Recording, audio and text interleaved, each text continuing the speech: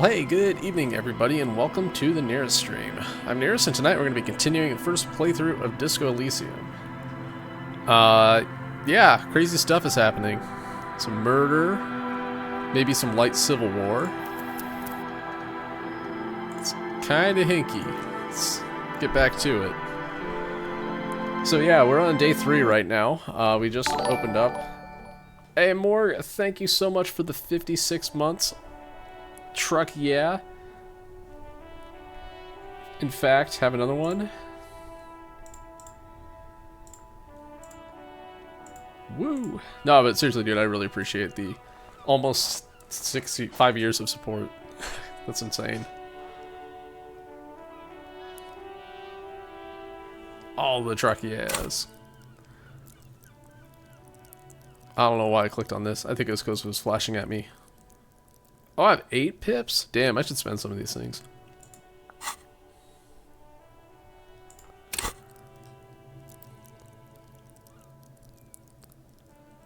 So I was thinking, I basically have a gajillion ways to restore psyche, or not psyche, morale passively.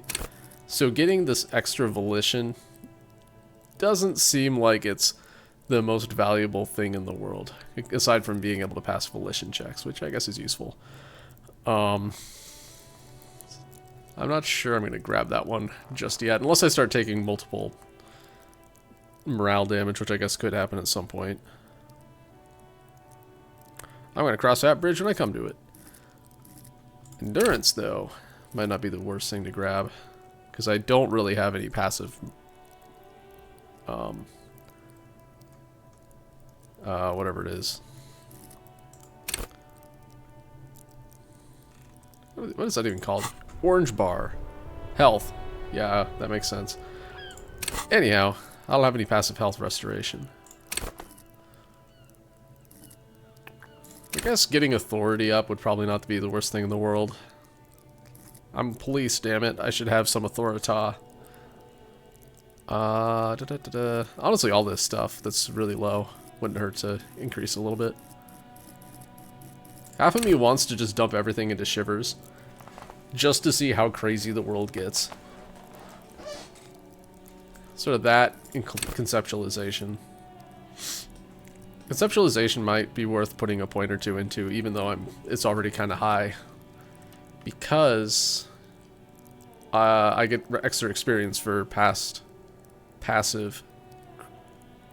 conceptualization checks. Got kind of lost in my own sentence. Whoops. I should probably upgrade that.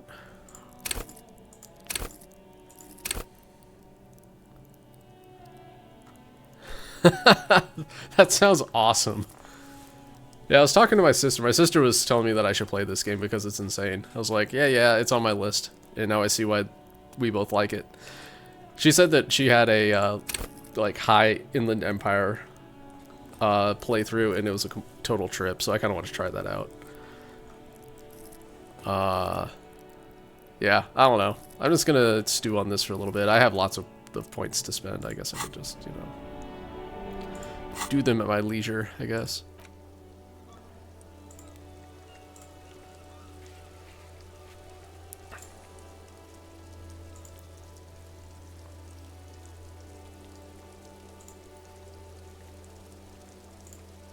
Okay, these are the current failed ones.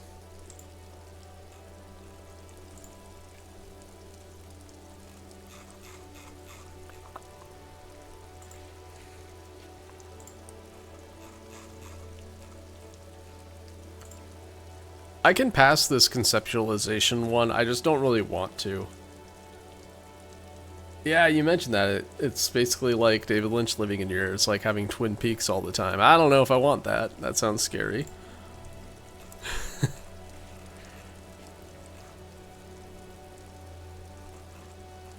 Anyhow, this Measurehead one, it's like, do I really want to be a racist? And the answer is not on this playthrough. Yes? Wait. Has my Thai contacted me at all? No, what?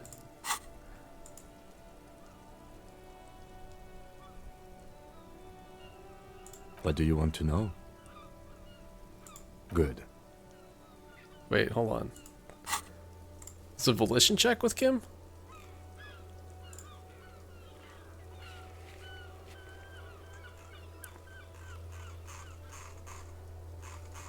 I see the Inland Empire one, but not the... No response. He just arches his brow. He's having trouble processing it, believing it even. Have you tried concentrating on something other than your personal affairs? Focus on other people's troubles. Oh, not really? your own. A moment passes. The lieutenant glances at the sports watch on his wrist. What about me? Good. Okay, weird. Alright, what do we have going on?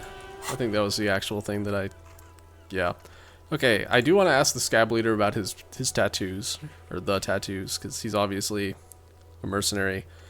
Obviously a mercenary also is Klassia, who is the lookout on the roof. We met her once, and we can't meet her ever again. I should probably confront the Hardy Boys at some point, I guess. But I need to establish my authority.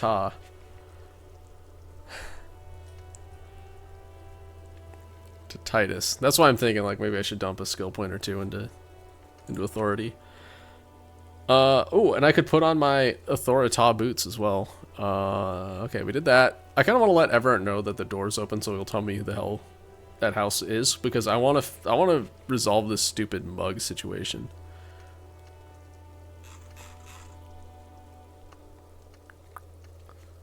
Which I guess isn't a thing. Oh, they also put the clothes in the trash. Maybe. So yeah, we need to figure that out. So I was thinking to start out with to go back and talk to Everett, let him know the door's open. Also, there may or may not be a baseball game on my third monitor. So if I'm looking like this right now, it's because I'm watching a baseball game, maybe. I wanted the dugout. Suck it, Astros. Anyhow, have two of those in the same game. Let's see.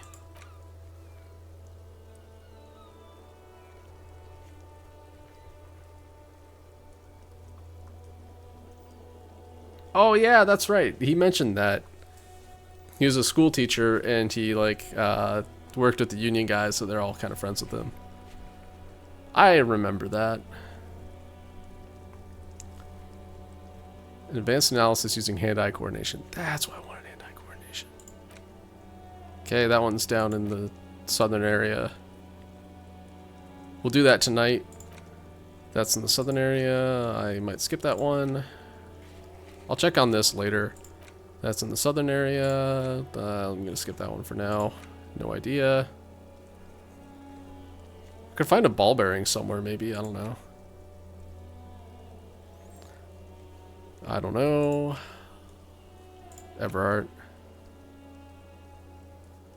We'll see. Okay, we'll do that sometime soon. This might take some time. No idea and no idea. Alright, let's go talk to Everett.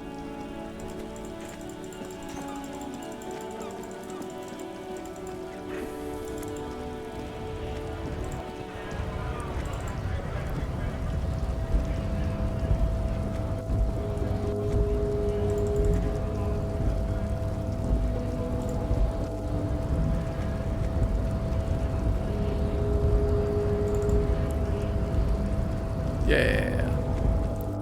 Points.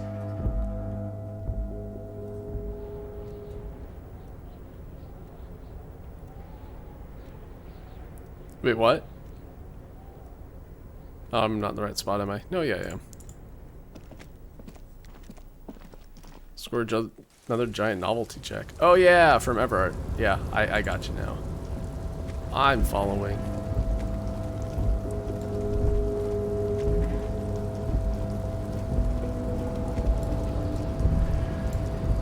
Being less poor does sound cool.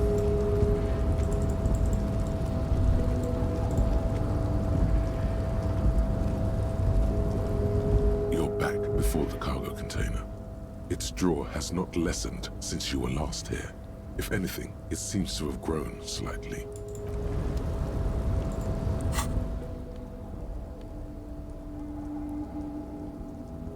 I know, right? That's so lame. The bullet is still safely sealed away in a plastic bag bearing the RCM stamp.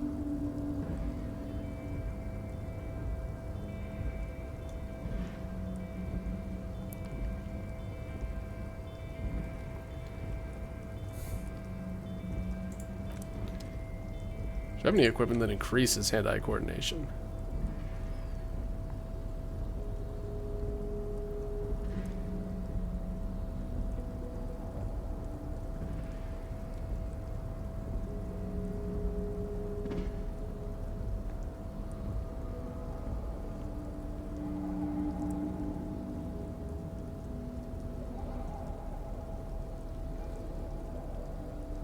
Cheating? Who cheats? What? How dare they? Esprit de corps and shivers. Social suggestion.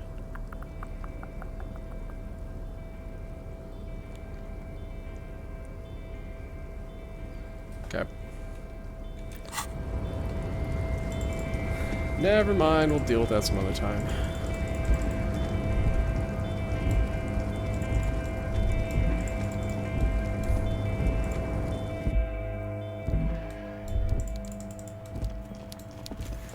I'm assuming that I'll get something at some point that will help with that role. Maybe it's just like meeting the right person or something. Mr. Dubois, a pleasure as always.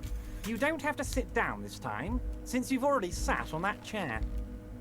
I'm very glad to hear that, Harry. One question. You didn't actually happen to stumble in and see what's inside the apartment, did you? He's trying to figure out if you're lying.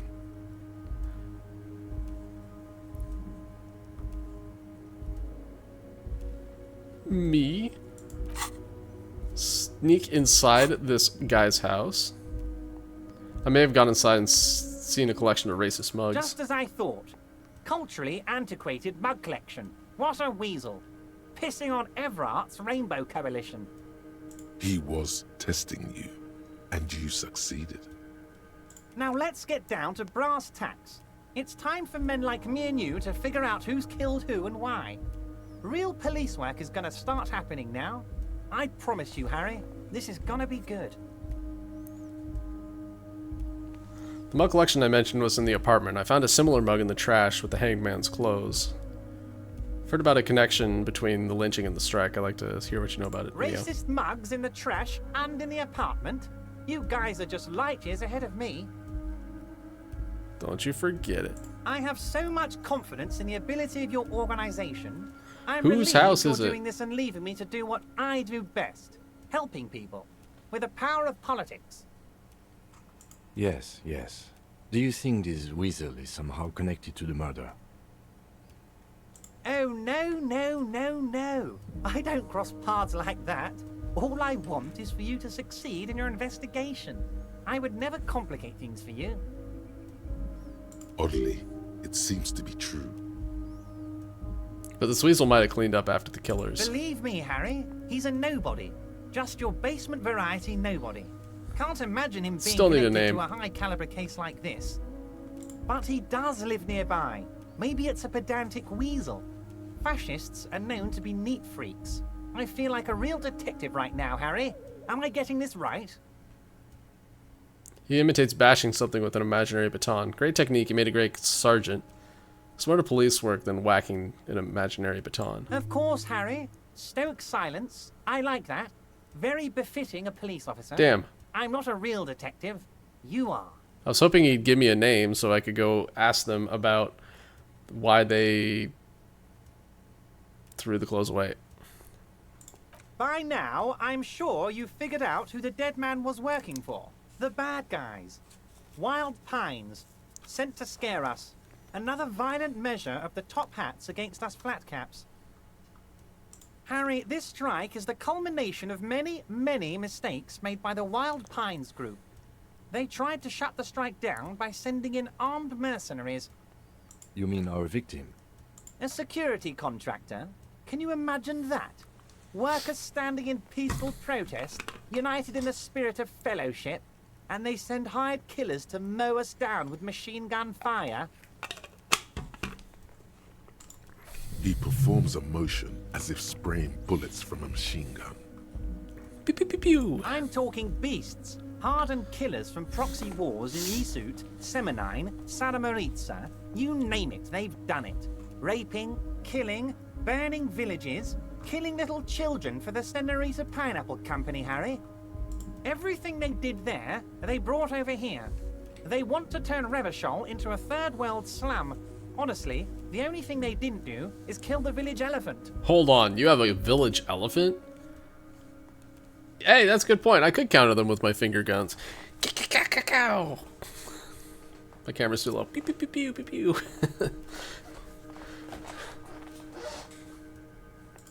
Now, I haven't personally witnessed Damn. the brutalities out there. I have the luxury of staying in my container, you see. If I need to go somewhere, they just move my container.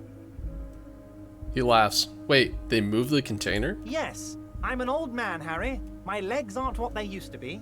They lift my office with that big I'm crane. sad I didn't ask It's about the village actually elephant. very fun. You should try it. But enough about me and my fun container. The killers No, the I need to company know more about hired, your container. I think there were 3 of them, all hardened commando types. One of them got downright suicidal, getting drunk, violent, a little rapey. Even their own negotiator couldn't control him. That's your boy, the one who likes hanging out and trees. By negotiator, you mean Joyce? Harry, what you need to realize is, we dock workers are not pushovers. We got grit, Harry. This whole neighborhood does. Push us hard enough and we push back. And when we do, we push to kill.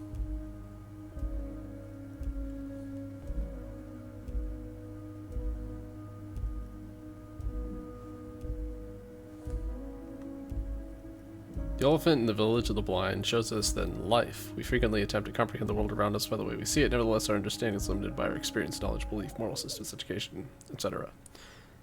Okay, I guess that's what he's referring to here. I thought he was saying he himself is the elephant because he's bigger, dude. I don't know. I don't know, man. I'm dumb. Potentially, Harry, potentially. We got arm wrestling champions, rowing club people, ex-coal miners, tough guys, all ready to spring into action for their home base. Who exactly did the push? There's a militant wing inside the Union. A group of people whose duties don't involve manual labor, That's too bad. but peacekeeping in the neighborhood, making sure everything Rip runs elephant. smoothly. That sounds a bit like organized crime. That's because it is organized crime. They're like you guys. Idealistic people who want Sure. to make sure bad things don't happen. And if they already have, well, punishment must follow. Bart had an elephant? Mr. Peanut, I don't know. Again, that sounds like organized crime. Wait, are we playing Yakuza now? So Neat. these idealists killed our victim? One day Titus Harding, Stampy the elephant, leader of nice. this peacekeeping faction, comes up to me and says, "Boss, Wait, was that the Socialist elephant on Democratic Krusty the Clown? Fervor drove us to take it upon ourselves to kill this beast that was That would burning always the eat Sideshow land." Bob.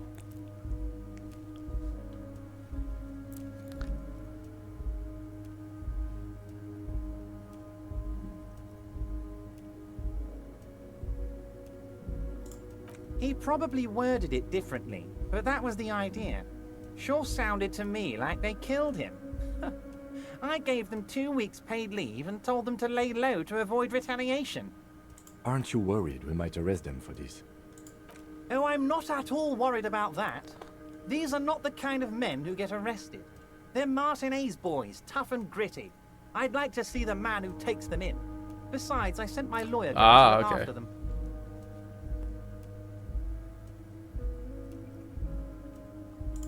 Oh, Liz is a bright one. I paid for that law degree myself, thinking it'll probably turn her all fancy. But hell, Harry, she came back a firebrand socialist. Sometimes she scares me with her zeal. Same, man. Same. She did give me a nice pair of gloves, though, so, you know, not all bad. How How do I know? Let me tell you about these people. That's their MO. It's what they do. Last winter, some poor workers in Terminal E went on a little strike. The company sent in Sediment, a security contractor. The strike was over the workers' right to wear protective footwear, Harry. These guys turn up and start beating people. Tell you what, Harry, I wouldn't be surprised if we got the same mercenary company after a little rebranding. And I'm sure as hell not surprised to see an army of scabs under my gates. So you believe the scabs were organized by the security contractor? You said it. Hell, one of those guys looks big enough to take down that proverbial elephant. Boys like that don't just happen to show up during strikes. I don't know how much information I should be sharing here, but let's share all of it. Of course. You're always one step ahead of me, Harry. I'm no genius. I'm in this position because people like me. Tribunal? That sounds serious, Harry. We Union men should be shitting ourselves. I wish you hadn't told me that. I'm gonna lose sleep over this. Let's change the subject. You don't seem too worried about Oh, it. Harry, what do I really think about the Tribunal? You're trying to climb to second base with old Everard before you've even courted him properly. No, let's make out. It's fine. He wants you to do more things for him before. So they shot him. He sounds pleasantly surprised. He was shot in the head before he was hanged. How odd. I don't know what to say, Lieutenant. They told me they hanged him. A hanged man is what I saw when I took a look into that yard. It's impossible to say if he's telling the truth, sire. What I do know is, the case is in safe hands. If anyone can get to the bottom of this shot and hanged man, it's my two little policemen. Godspeed, policemen. We're not your policeman. Oh, Anyhow, they are simply fine young men, all 7 of them. Exemplary union members, always working to advance their position in the local socialist democratic movement. Core members.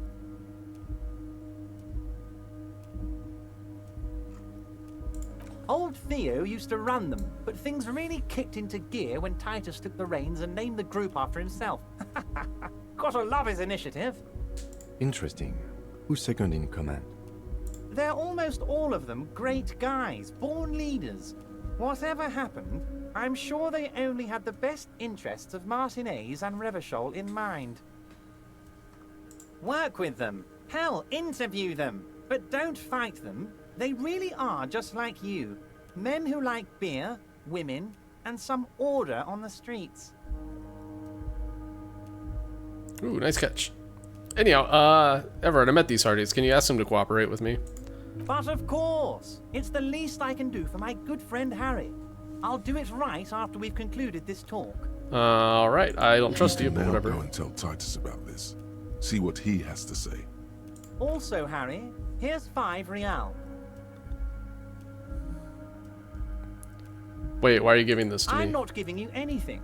I'm just holding out 5 real. I don't need it. I only wanted you to help me with the Hardy Boys.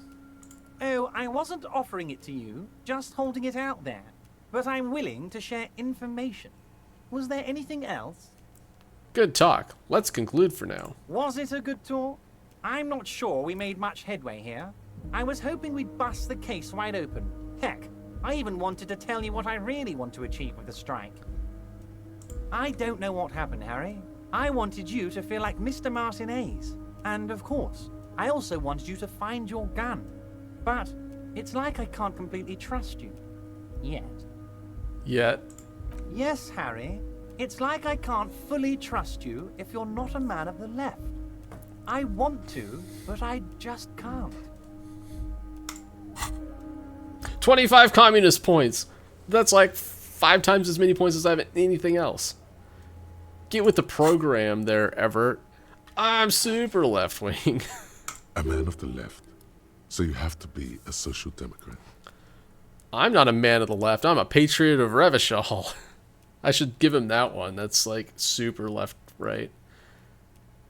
Wrong. It actually is right. Anyhow, you're right not to trust me. I take care of me. I'm a hustler. I grind. I'm a money engineer. What's that supposed to mean? I'm more left than you are. This is another corrupt scheme. Either I'm neither left nor right. I do what my heart tells me to do. I know, that's why I'm gonna pick this one, because it's true. You're saying it, but I don't believe you. You know how it is. Company snitches, agent provocateurs everywhere.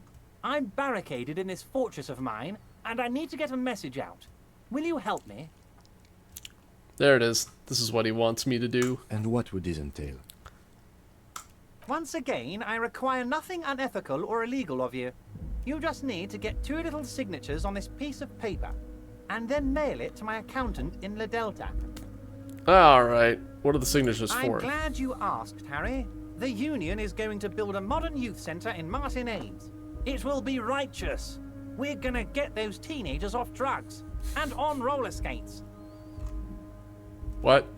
There's a nameless little street on the coast with some old houses around it. Most people have already signed. I just need 2 more signatures to get this mission off the ground, Harry. It's that kind of signature. Okay, so we need to shake down people for signatures so that they'll sign their properties over to him. Nice. Yeah, that's not great. On the coast, Harry, across the canal. Okay, other There's side a of town. cul-de-sac there, a little village they're calling it. A gloomy place. You'll find it. I trust your detective skills, Harry. Water drips from the eaves. A woman looks at her freshly tarred skiff. There's a pair of cavalry boots under the fish in the box, and the wind howls like a vicious spirit. You're already pretty deep into this. What's a little more? No one can see you here in Martinez. What'll happen to the current They are occupants? just going to have to deal with the construction noise for 6 months, and then they'll be living like kings. Right next to a fancy new youth centre, designed by the best architects from Stella Marie. Is he absolutely sure the tenants won't be thrown out in the street? Are you 100% sure no one's gonna end up homeless? Am I? Harry, these people, Martinez is the most important thing in my life. I would never let anything bad happen to them. I don't believe you. We're gonna build a youth centre there. The value of their properties goes up, and kids have a place Whoa, whoa, to whoa, play. whoa, whoa, whoa, whoa, whoa, I'm whoa. looking Time out a out minute. for these people, not pulling the rug from under them, Harry. I'm looking out for all of Martinez, not just the harbour. I thought that we were good socialists here. What do you care about property values? It depends. I don't think what we just got from Mr. Clare was very useful. No, it really wasn't. But, he thinks, it's your call. As I Why said, is it weighs put on me in charge of heavily. this? I'm clearly But not cut out once for we this get stuff. really talking, well, I'm going to hand you the keys to Martinez, and maybe even help you figure out who's behind this killing. He's saying as little as possible, as vaguely as he can, deliberately omitting things. Well, I want the experience You points, so bring give them joy to to me. my heart, Harry. Such a pleasure to be working with you. Here, He hands you an open white envelope. you need to get signatures from Isabel Sadie and Lillian Carter. The cul-de-sac is right past the pawn shop and across the canal. I heard there was some trouble with the water lock, but it should be fixed now. Yeah, I flipped the switch. Once you have the signatures, mail this to 13022 La Rocca in La Delta. Then I'll know you're a solid socialist.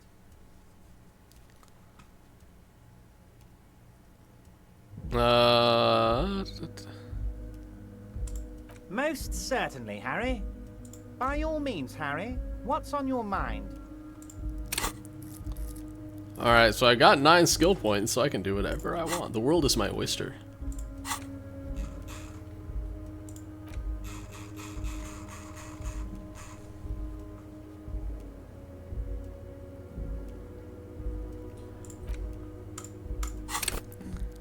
Alright, I do think he's gonna do scummy things to those people, so I definitely am not gonna let that happen. I have a funny feeling I can just lie and say I did it. I could also probably just mail it without doing the work first. Ah, yes. Your side investigation. Thank you.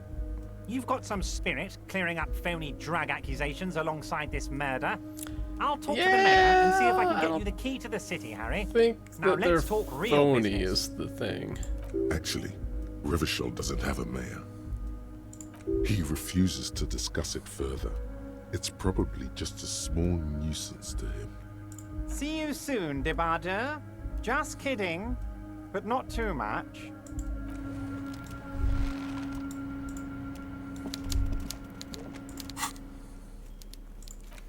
Oh! A white envelope with a stamp attached to the upper right corner. Handed to you by Everett Clare. Inside are some legal documents with 2 names printed on them. Isabel Sadie and Lillian Carter. Both signatures are required. I'm going to investigate that in a moment. Let's do it beyond the prying eyes of Mr. Clare. You know, out here where it's raining. It's just a racist mug. What's there to read here? But it will not happen. The mug talk is exhausted. It is time to return to work. Fine. You take the legal documents out of the envelope. A 12 to 40 month construction period and the zoning plan in the addendum. The youth center cuts into the ocean like the bow of some great modern ship. Apparently, it's going to cover most, if not all, of the street and the square between the existing houses. It's 3 stories tall.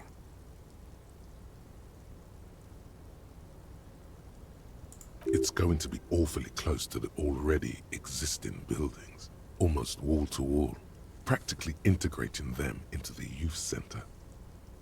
I'm no property lawyer, but it looks fine. I like the print size. They're not selling or leasing anything. It's not a perfect solution, but... How else are you going to build something? It's always inconvenient to build things, and citizens inevitably have disagreements over such construction. All of a projects. sudden, this game But feels there's like no work. other way. I don't like this anymore. There is no loophole. The simple truth is, the current residents are going to lose their street access, and for the next 12 to 40 months, their lives will be dominated by constant construction noise right next door.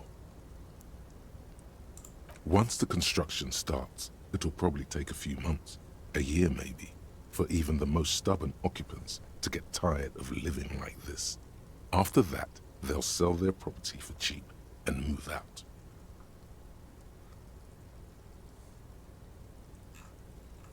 This will be tough on the villagers, but I guess it's just a price of progress. These people are going to have to move away. Can we do something about I this? should have seen it. Lieutenant frowns as he reads over the document again. Everard probably has eyes on us, but we could try to get other people to sign this instead of those listed. Or you could forge their signatures yourself. By the time he finds out, we'll already be gone.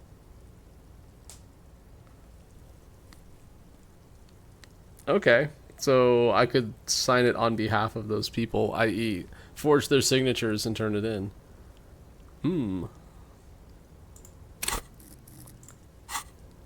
So I have good interfacing. I could put on the rubber gloves again to get it even higher.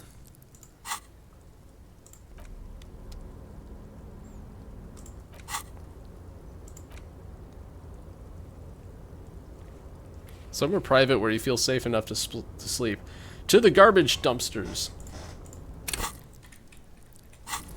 Alright.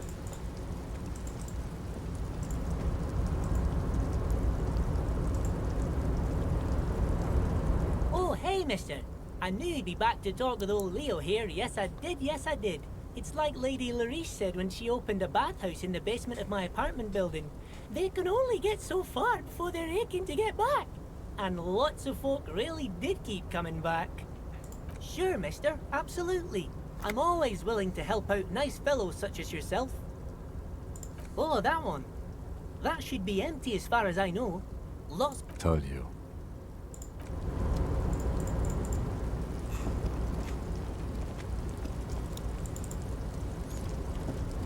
I wonder, so I talked to Everett, he was mentioned he had a secret hideaway inside a container. I wonder if this is that container. You're back before the cargo container. Its drawer has not lessened. Let's go here. Head on out.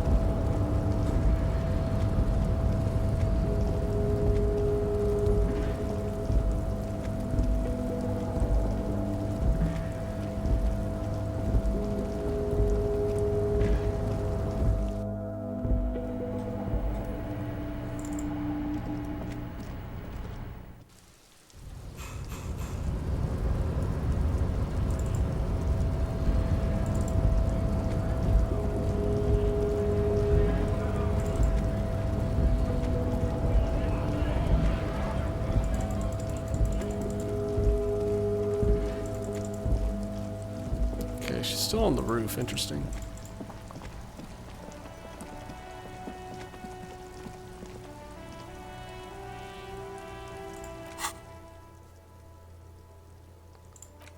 I'll come back to the scab leader later. Hold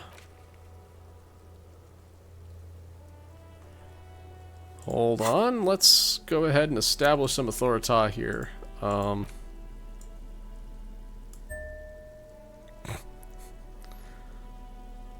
Do I have any other authority stuff?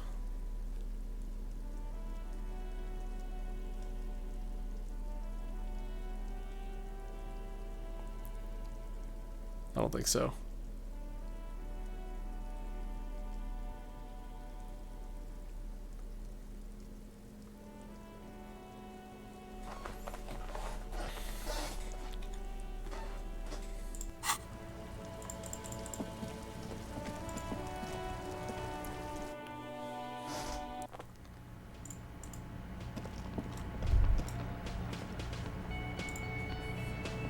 Looks like the circus left town, but the clowns are still here.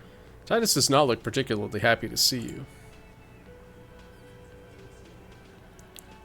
Oh. Well, it looks like I don't have enough authority for this. Me and Everett talked. He promised he'd cooperate. Oh, so you went and talked to my mommy, and now she's making me play with you. Is that it, lawman? And what's gonna happen if we don't? You gonna go and tell on us? Very mature guy. Everett sent word, didn't he? Why don't you push me some more and find out, Gimp? I would never tell on someone. Yeah, I heard him. Now fuck do you think I'm doing here? You'd have your ass handed to you if it wasn't for the boss man's word. Let me state this very clearly, Capo. Hello, officer. I'm Titus Hardy, and these are my boys. Hardy boys. How may we assist you? But having Everard back you up like that did seem to have some effect. I'll talk about the hanging again. Just get the dead guy's autograph, since you're his biggest fan. Good one, Titus. About fucking time.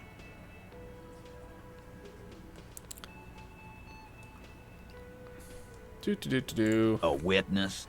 You ain't got shit. The locals would never come to you with this. That's just cop tactics, Titus. Next, he's gonna tell you one of us already roll on the others, and he's in witness protection. Well, let's hear it then. Who is your mystery fella? I'm not going to tell him that. This goes without saying, but nonetheless, don't give out his name. Charles Villadroy, and a high-ranking government official from Rue de Saint Slain 33B. Yeah, let's say that. Let's just say he's a high-ranking government official and leave it at that. Who he is irrelevant. It's like you said, Al. Copper's coming up with this on the spot. Oh, this. There. I mean, the witness is terrible. He didn't actually see anything. I've seen this shit a million times, Titus. Fly fishing. They are desperate. Tell us, Copper, what wacky claims did he make?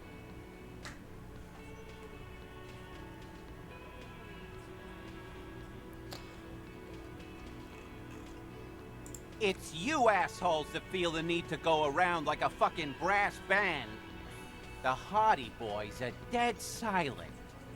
Cool. Yeah, it's like they put cowbells on you before they send you to the streets. What's with the cowbells, policeman? I got a fever, and the only They're prescription. avoiding having to answer this question.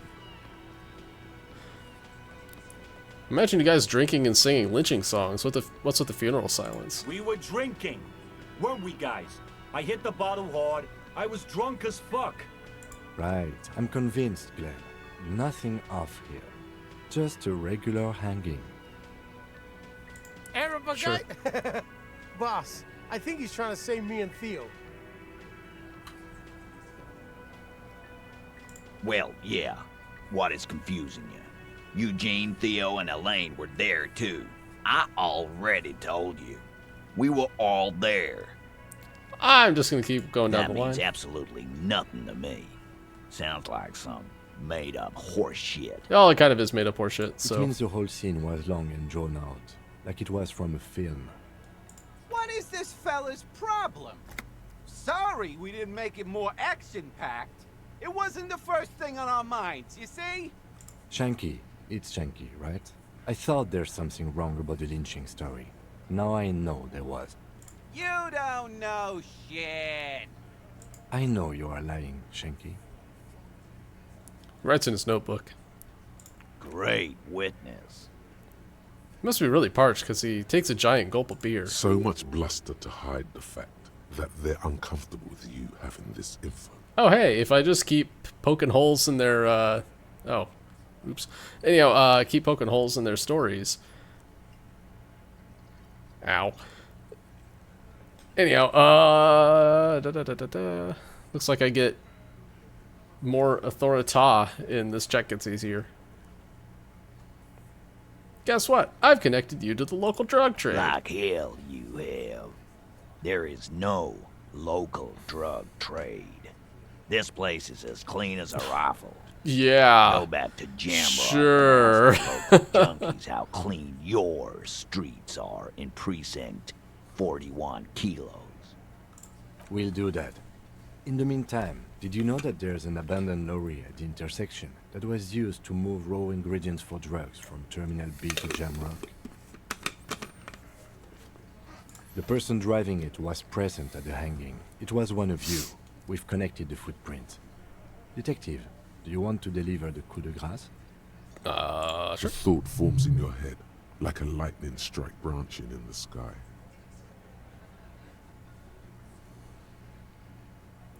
You're right, there is no local drug trade. Except you, point at Titus. Do the honor, you've earned it. Forget it. I knew they'd never own up to it. Thank you. You're right, Titus. There is no local drug trade because it's all controlled by you. You're the drug trade. That's a mighty interesting theory. I hope I don't get guess killed by that's this. what you would need to do. I haven't saved in a while. Theoretically, a big, strong, state-run monopoly would outcompete the runts on the street. Yeah, man. Theoretically, that's what you would do. To get rid of the gangs, the dealers, even some of the junkies. You would need good, trustworthy people to take their place, of course. Hardy men to run such a monopoly. For the good of the community, of course. Yes, but that just sends everyone else to Jamrock, doesn't it? You just diverted the flow to Jamrock. You've made it our problem. This is disgusting. You're admitting to profiting off of poisoning your own people. Good idea. People are always going to do drugs. At least this way you have some control over it. Yeah, keep telling yourself that. I know for a fact there's still plenty of drugs out there. We haven't done anything. But theoretically, it has to be someone's problem. So it might as well be yours. Takes a sip of his beer and smiles. Titus, I'm amazed. Where is the same professionalism when it comes to other topics? You're doing great. I hardly have to interfere at all. She probably should be interfering constantly in this conversation. She's a terrible lawyer, by the way. She should not be letting these guys talk to us at all. I don't know, Lizzie. I guess theoretical things don't make me emotional. Now, was there anything else? I was sorta gonna get my brewski on. Not quite yet, Mr. Hardy. There were 8 sets of prints on the crime scene. There are only 7 Hardy boys here. My answer is... fuck off. Mind your own business. There is no 8th Hardy. I run this goddamn scene. Uh-huh. And here we go. Back to the usual. I know. Fatty walked on all 4s. He's so fucking fat he left 2 sets of footprints. Despite everything, the little man is quick on his feet. Go fuck your mom, Dennis. That's more like it, boys. You heard him. It was Angus on all fours. Anything else you need to know? Ooh. We're working our way up.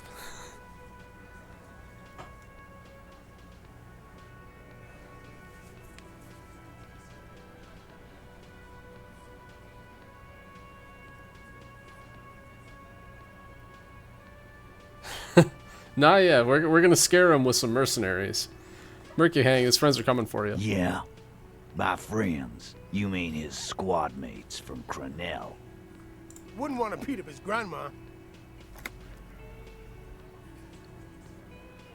There's snickering in the room. Some of the men's put their beers down. Yeah, they're forming some kind of tribunal. They're coming for you. This is what happens if you take the law into your own hands. Other people start doing it too. Let them come. The Hardy Boys are right fucking here. All right. Maybe you should go someplace where there are no civilians. You heard the man. Right here. We're armed. We got the whole district behind us. And Glenn. Glenn is fucking crazy. Yeah. A well-oiled murder machine. Do you know that a single Sorae's giant hornet can murder 40 bees in a minute? Crenell is bad news. You know that, right? Mercenaries are armed with automatic weapons. Joyce says they gone rogue. Nobody's controlling them. Okay.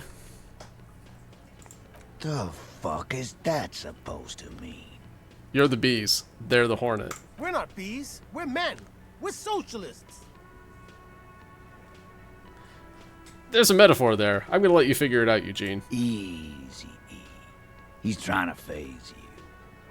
What are you trying to do? Scare my men? Yes. Yes, I am. Scare you into maybe quitting being such cocky idiots. So are the local gangs. The fucking Barmy Army and the Madre scum. You've been out there. Seen any around? Yeah. Where are they now, huh? Sent back to Madre in an airtight cargo crate. These people are trained military professionals. Special forces, as you said. They're not a gang or Barmy army. No, they're not. They're uncoordinated and drunk. We know more about them than you think. We got weapons of our own. We got Ister 50s, Zila guns. Glenn's got a knock cannon at home. Well, if Glenn has a knock cannon, I guess you'll... At home, I guess you'll be alright. That thing has 7 barrels, 1 trigger. You do the math.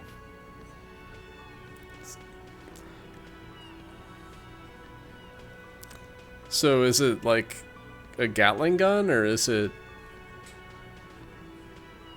like a 7-barrel shotgun? So many questions. Nobody's controlling them. Fucking surprise. They hire psycho scum, arm them to the teeth, and let them loose into city. What do you think is gonna happen? Okay. What do you mean, okay? He jerks forward a bit. I mean, okay, they're gonna wipe you the fuck out, Titus. I mean, okay, you got this. You got the numbers. I mean, okay, I'll be on your side when they come. I mean, okay, you got one more gun on your side. Once I find mine, I lost it. I mean, okay, I guess I'll be gunning you down right alongside them. Oh.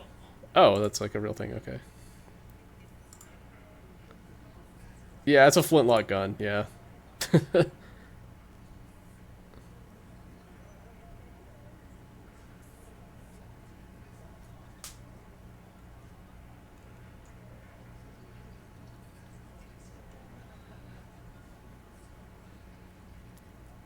Okay. I guess it's a crowd control weapon. No, it ain't shit against Rebel armor is 100% right.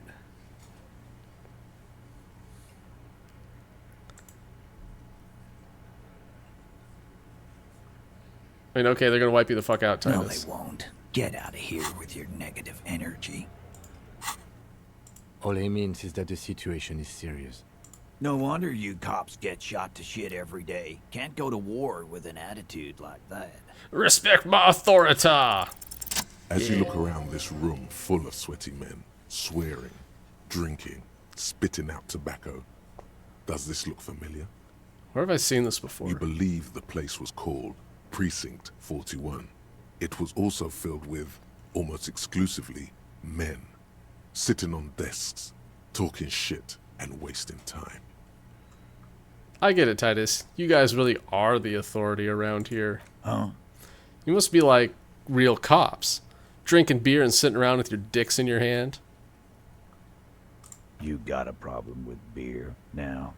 Not quite there yet. Push on. No, I'm drunk on the job too. I don't give a shit. Just like you guys. No, I'm a big fan of beer and jerking off instead of helping people. I have a beer problem, but not a problem with beer. I also have no idea how to do my job like you. You saying we don't help people? I've been doing this job for 10 years. Martinez was a dump before we put this outfit together. It's still a dump. They don't know, man. They weren't here. We had 3 shootings a week, kids dead, fucking graffito everywhere. You cops haven't shown up since the 30s. Congratulations on the graffito removal. All I see is you sitting around talking about Monica's titties while there's a rape victim. So what? What do you want from me? We took care of that fuck. He picks the beer back up. Don't let him drink that. One more push. Quick. It's not about who did it. It's about the victim. She needs help. Yeah, I know, right? You removed all the graffiti. Oh, did you? Well, too bad somebody's going to put it all back up. Someone's been right. She needs counseling rather than need to talk to her. I've asked this before. Why are you hiding the victim? Titus? He looks at her. She stops mid-sentence. That's it. You got him. He's going to give it up, but on his terms. You wanna help her, cop? Fine. I'm gonna let you help her, but you treat her with respect. If you don't, if you question her, harass her, a freight train of pain, buddy. What is her name? The lieutenant takes out his notes. Glacia, I'm on due. Wait, oh, well, I got that wrong, didn't I? Whirling in rags, a real pretty one. Silvery jumpsuit, blonde. That's I'm on due, with an O-U.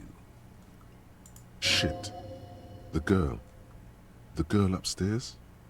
That can't be her. She knows you drank so hard you forgot you were a cop. Damn. Wait, whoa. Oh, my composure's low because I'm wearing these stupid boots. Damn it.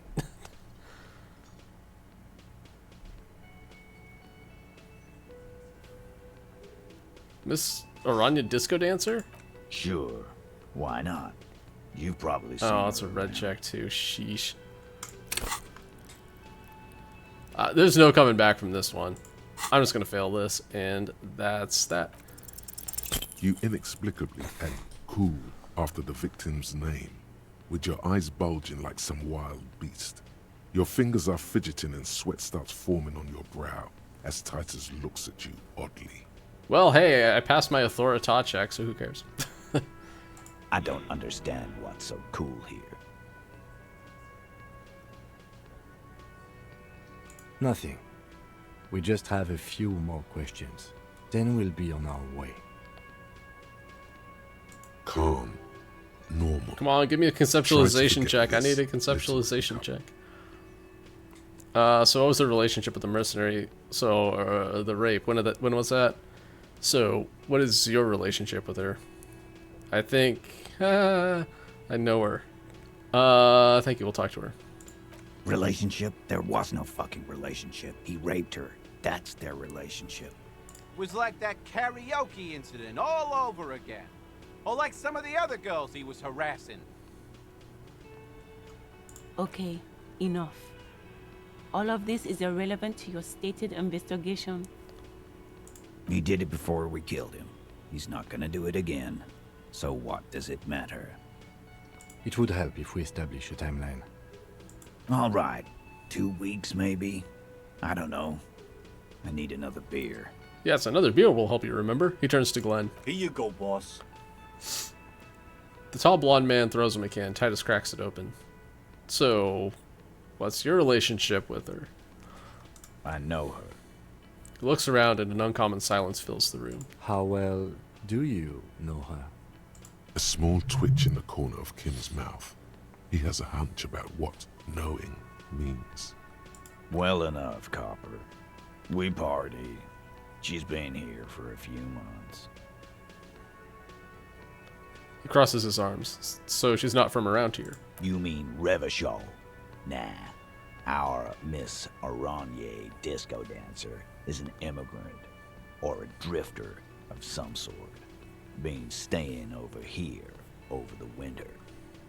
Don't you give her any more trouble. She's just had some bad luck, that's all. Shut up, Angie. She doesn't need your help. Titus gives them both a look. They fall silent. What do you think I meant? Did you do karaoke? Yeah, tons of it. All the songs. No, we just fucked. That's all. I'm not gonna give you any details if that's what you're after. So put your dick away. He's doing a good job here. A commendable performance of I don't give a shit. You don't know her. Good boy. Remember what I said. Freight train of pain. Points a beer can at you. Okay, I'm gonna leave now. Bye.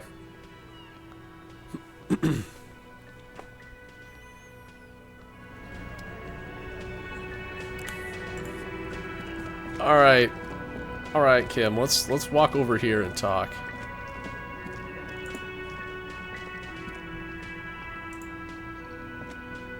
Officer, what was that? What was what? You looked strange when he mentioned the assault victim's name. Do you know that woman? I don't know. Sure. Is there something I should know before we talk to her? Whatever you do, don't say the first thing. I met her in the hallway after I woke up. She knows I don't remember being a cop. She knows I did some pretty crazy stuff before I passed out, that I partied hard, and it's not very mental healthily. I asked her where we were, what city this is, maybe even what year, something like that. Understood. You were not in good shape on Monday. So she overheard you? Or did you party together? She overheard me listening to music and doing weird things from her room. It's the one next to yours. Anything else? Okay, that's manageable. Alright. That's clearly your interrogation technique. Anything else? Love that. We'll be alright, officer. This is nothing. You feel fortified Hey! by his assurance. It's going to be all right. Thanks, Kim. Is it though? Nothing? You're still in for a bumpy ride here. Try not to mess it up.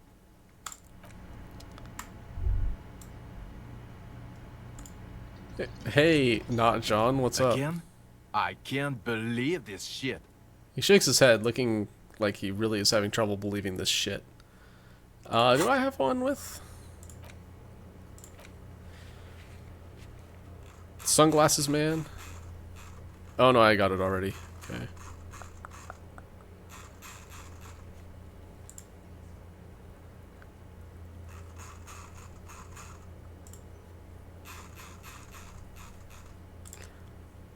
Can't remember what this one is.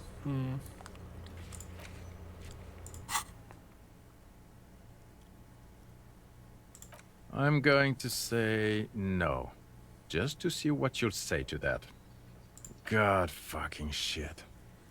Pinches the root of his nose. Okay, I was clearly wrong. He is a firefighter. Bye-bye.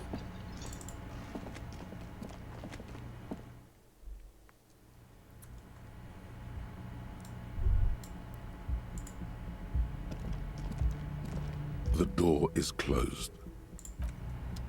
I'm taking off my Authoritas shoes.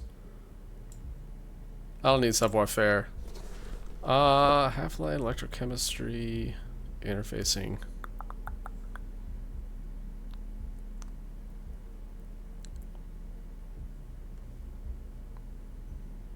Yeah, okay. This is fine.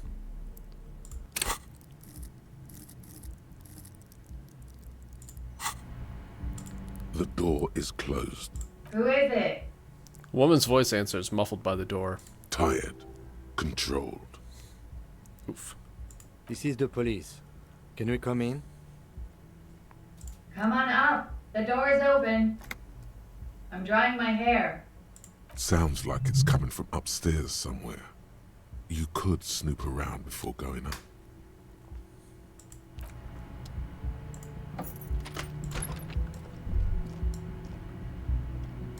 Snoop around we shall.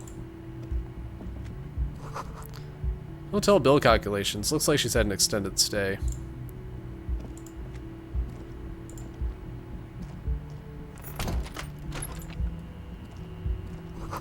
Pile of clothes. A woman's.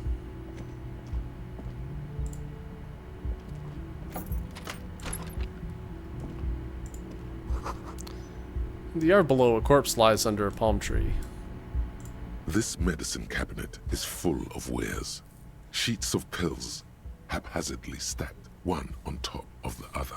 There's also a toothbrush somewhere in there. It's been used quite a lot. Oral hygiene is important. Pharmaceuticals line the shelves. Sheet upon sheet of pill bottle next to pill bottle. Acetylic acid, APAP, eye drops, blood thinners. Anything of note? Pill bottles rattle like bones as you search the cabinet. Paracetamol, histoparidol, something in a foreign language you can't read. Behind them, an unusually shaped nasal spray. Its label reads, Nacra. Nacra? This is used to treat I was gonna say it's Narcan, overdoses. right? Always handy to have around. Nacra, opioid antagonist. Interesting. That's used for diamorphine overdoses. The lieutenant nods and looks at the door. You could say he's on the lookout. Among some foreign, probably Messinian or Gotvaldian, marked red blister packs you find. What do you find? This is going to take a bright orange bottle with Preptide stamped on it. In sunny, happy letters. Why are my hands sweaty? Jackpot, baby. That's the stuff you're looking for. Your palms begin to sweat Oh. just holding that little plastic container. What's so exciting about this orange bottle? It's speed, man. Just what you were looking for. They call it dextroamphetamine. Oh, trucker speed. Talk about psychological disorders. But what we're seeing here is some scientifically advanced trucker speed. Truck, yeah. Preptide, a euphemism for pharmaceutical amphetamine. Prescription speed. The fuck are you waiting for? Let's get super fucking preppy. Oh. Oops.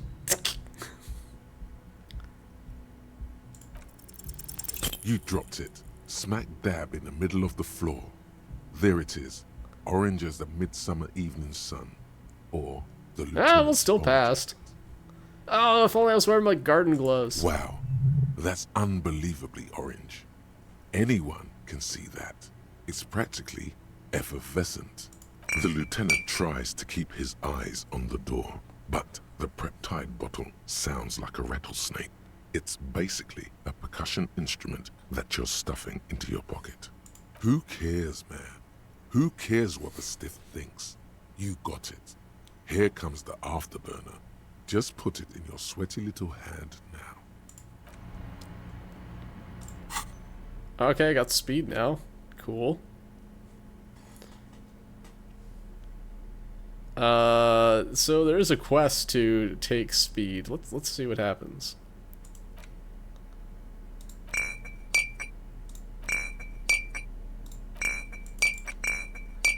I don't remember how to use it. Hold on.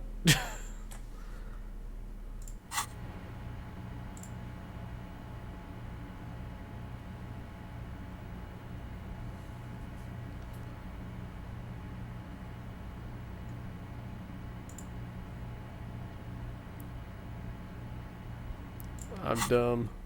I wasn't paying attention because I wasn't planning on using stuff. Oh, like this. Now that you've acquired some stimulants, it's time for a little pick-me-up. Time to detect. But Kim is here. He'll be disappointed. It's really bad for my health, isn't it? I'm gonna do this now. It'll make you into more than that. A mega cop. This is your modus operandi. This is how you've done it for years. Let's go.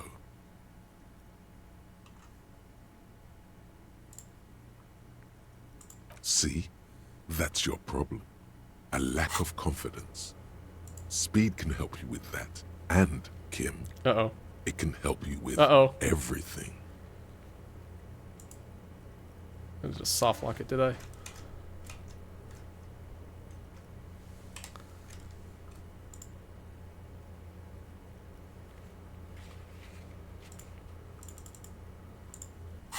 There it is.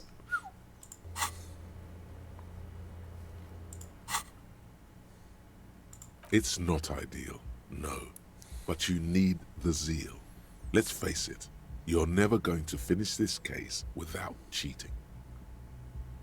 You raise the peptide bottle, press one nostril closed, and inhale furiously with the other. The rush is almost immediate. It tastes bitter and caustic, and stings a bit inside your nose. Mamma mia! Now the taste is slowly receding into your throat. The rush is growing in intensity, your little heart pounding like a bird in a cage. A sweat breaks out across your brow. Your jaw clenches. And, let's be honest, there's a little chest pain. The good kind, of course. You may want to blast a Nosafed or something. You could work with this high. Like, literally work. Solve the case. File some papers. Maybe clean up your hostel room. Then solve another case. Then start a side investigation into the paranatural. Then build a radio computer. Whoa, this shit is strong. This shit is disco. Feels great. Are there any downsides to this at all? To this? You kidding? There are downsides to not being on it. I'm not your mother. I don't care. Oh. Do what you have to do. I feel bad now. As long as you remain functional, he thinks. Now, let's get back to work. Cool, let's boogie. Spring. Everything is clear around you. You're ready to concentrate on the next task in the task chain. What is the next task in the task chain? In the bottom right corner of the screen, there's a speed button. Speed gives +1 to motoric skills. Perception, reaction speed, hand-eye coordination, savoir-faire, interfacing, and composure. This is good before a white check, but damages your morale.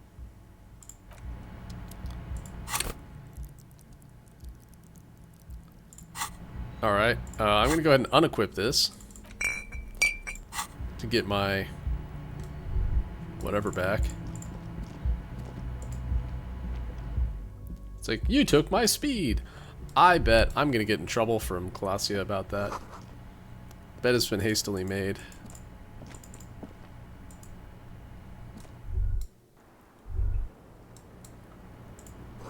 Smell cigarette smoke in the air. Astra menthol. What's this? The same small, heavy door. No lock in sight. I don't know. Makes a note in his notebook. It is not the first closed door we found in this building. There is also your mysterious blue. Why did you remind me about that? I don't know. The further we get, the more this building seems to be tied to the case. Below, the hostel cafeteria creaks and groans under your added weight. A skeleton of composite support beams and cantilevers. A dull thump. Somewhere inside, a wind brace rattles from the imperceptible motion of the building. The vigilantes, the cadaver, and a number of people connected to the case are in or around this building. This door is part of it. It's not unimportant. So maybe the door is a mega investigation. No, still a mini investigation. It's barred from the inside. You hear the bar rattle in the brackets. Sounds like it's heavy, too.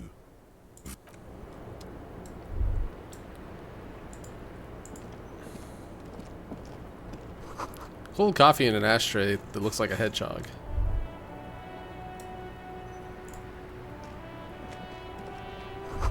Look, a handful of dried white wildflowers. Just as you look at the flowers, a gust of wind raises them from the roof, picking them up in the air.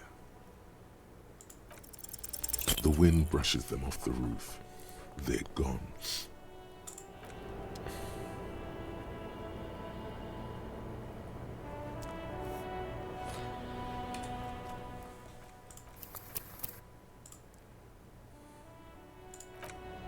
Yes, I saved the game. I know, right? Useless meth.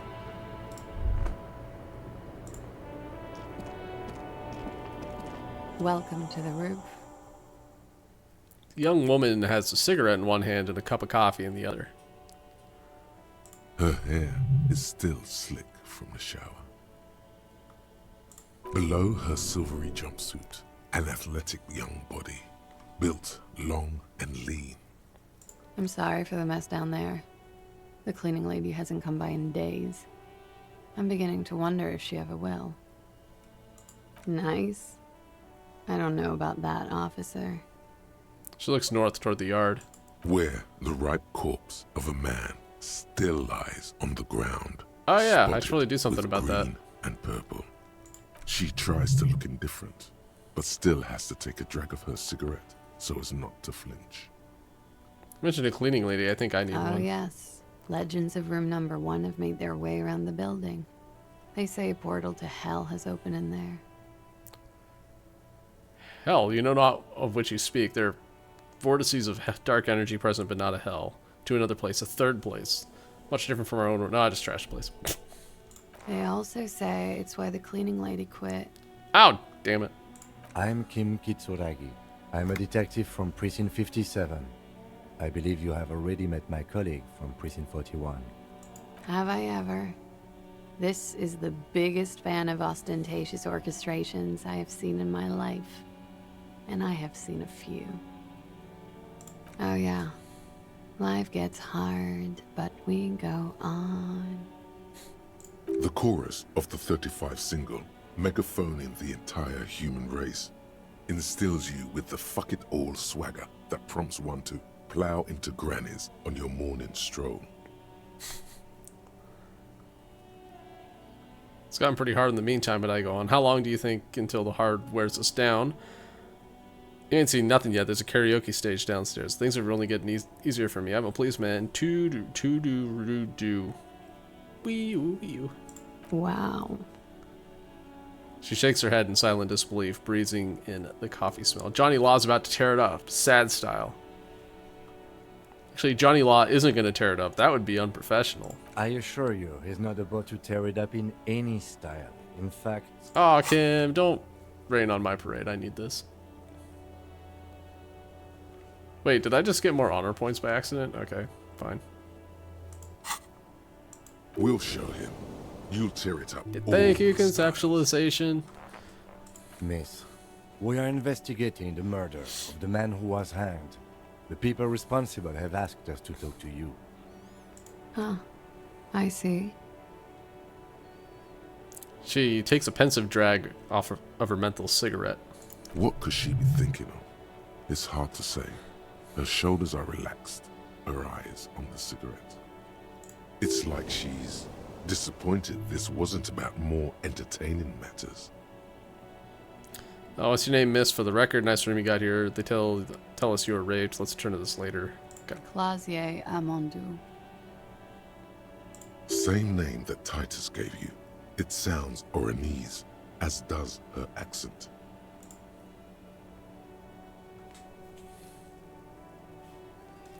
Miss Europa disco dancer. Oh, okay. Gotcha. Her birthmarks also signal Oranje. You don't know why, but Oranese girls tend to come speckled with them. Are you from Oranje? Right, sir. Vredefort, Republic of Oranje. I guess you could say I am an Oranese expatriate. Wasn't the tattoo on the hanged man an Oranese map of the waterways? The thought begins to form in your head. Come back. Then dissipates. Something for later. What is Oranje? A bad memory, officer. The Republic of Oranje is a democratic nation on the Muindi Isola, north of here, over the sea and across the Pale. It is one of the 6 major Occidental nations to hold stake in the continued occupation of Revachol, the coalition. People consider it a reasonable superpower. Reasonable? They will make you into a fiscal colony, divert your natural resources, hold patents and shares, but they won't threaten to wipe you out anytime, like Revachol did in its prime. Yup. Adds up. Of lilacs and lightning, parks, glass, duraluminium. Fredefort is a conference city. It's always autumn there. And night. At least it was for me. What's so bad about that? Nothing. If you're no longer there. How old are you? I'm 28. She takes a drag. What do you do, miss? What is your specialization? Something stupid. Something stupid. Communication. Oranese lit. Oranese lit? Oranese literature. It's what I studied at the university.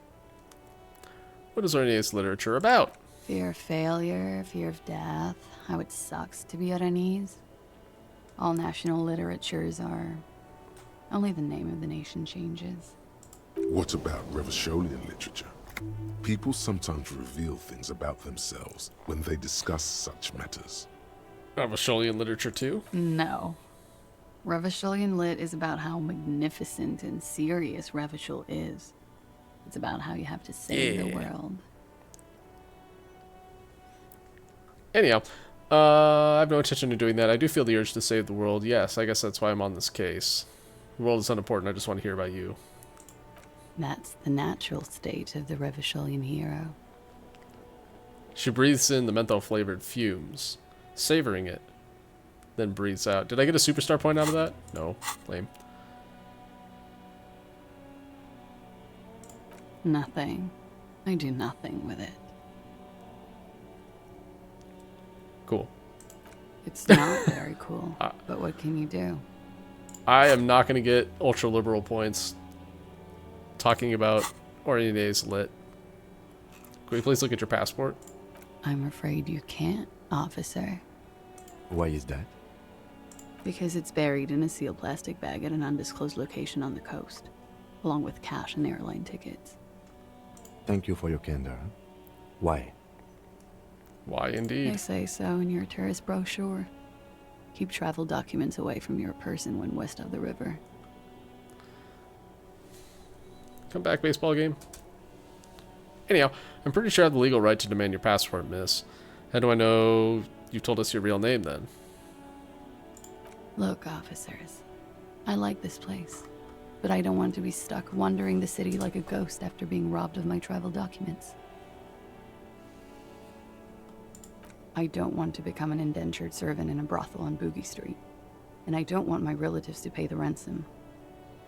There are plenty of other reasons for hiding your documents from the law. Oh, shit. Uh-oh. I may lose internet connection briefly. My router likes doing this sometimes. And or Comcast, I don't know. Somewhere in the pipes, things get a little bit janky sometimes.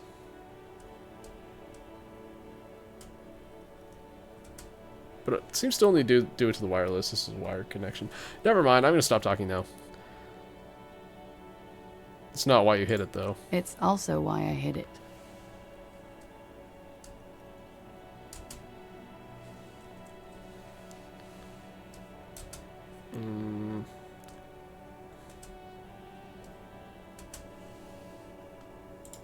Why, yes.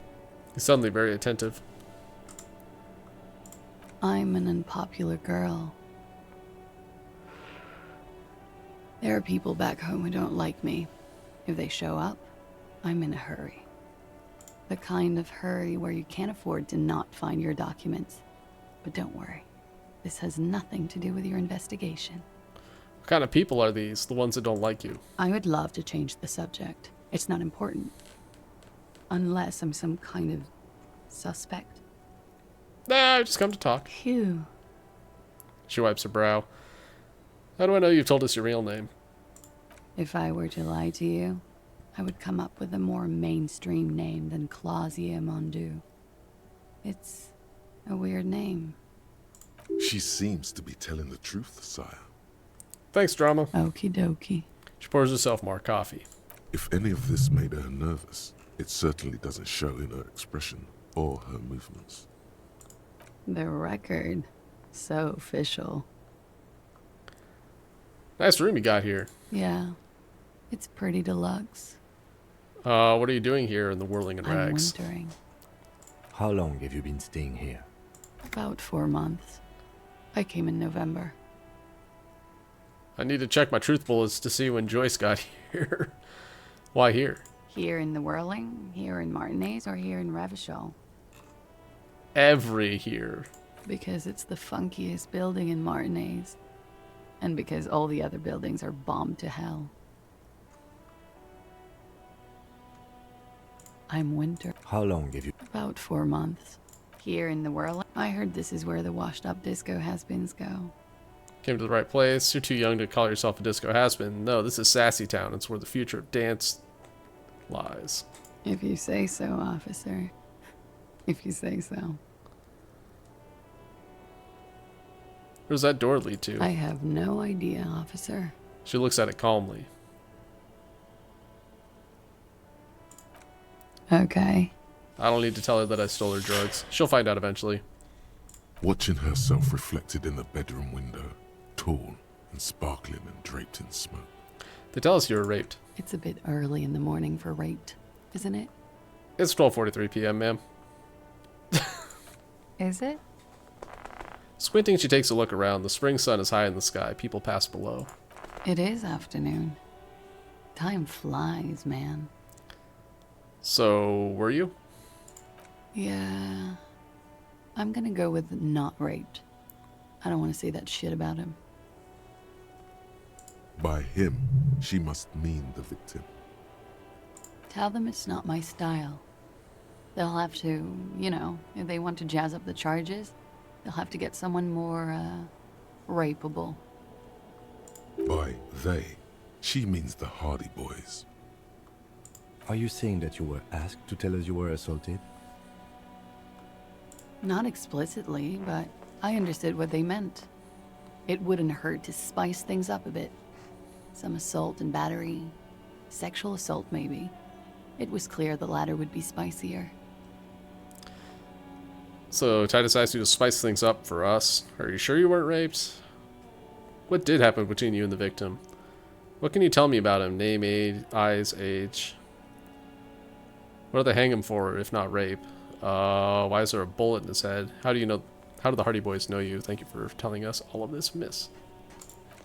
Pretty much. She cradles her coffee cup in both hands. Warming them.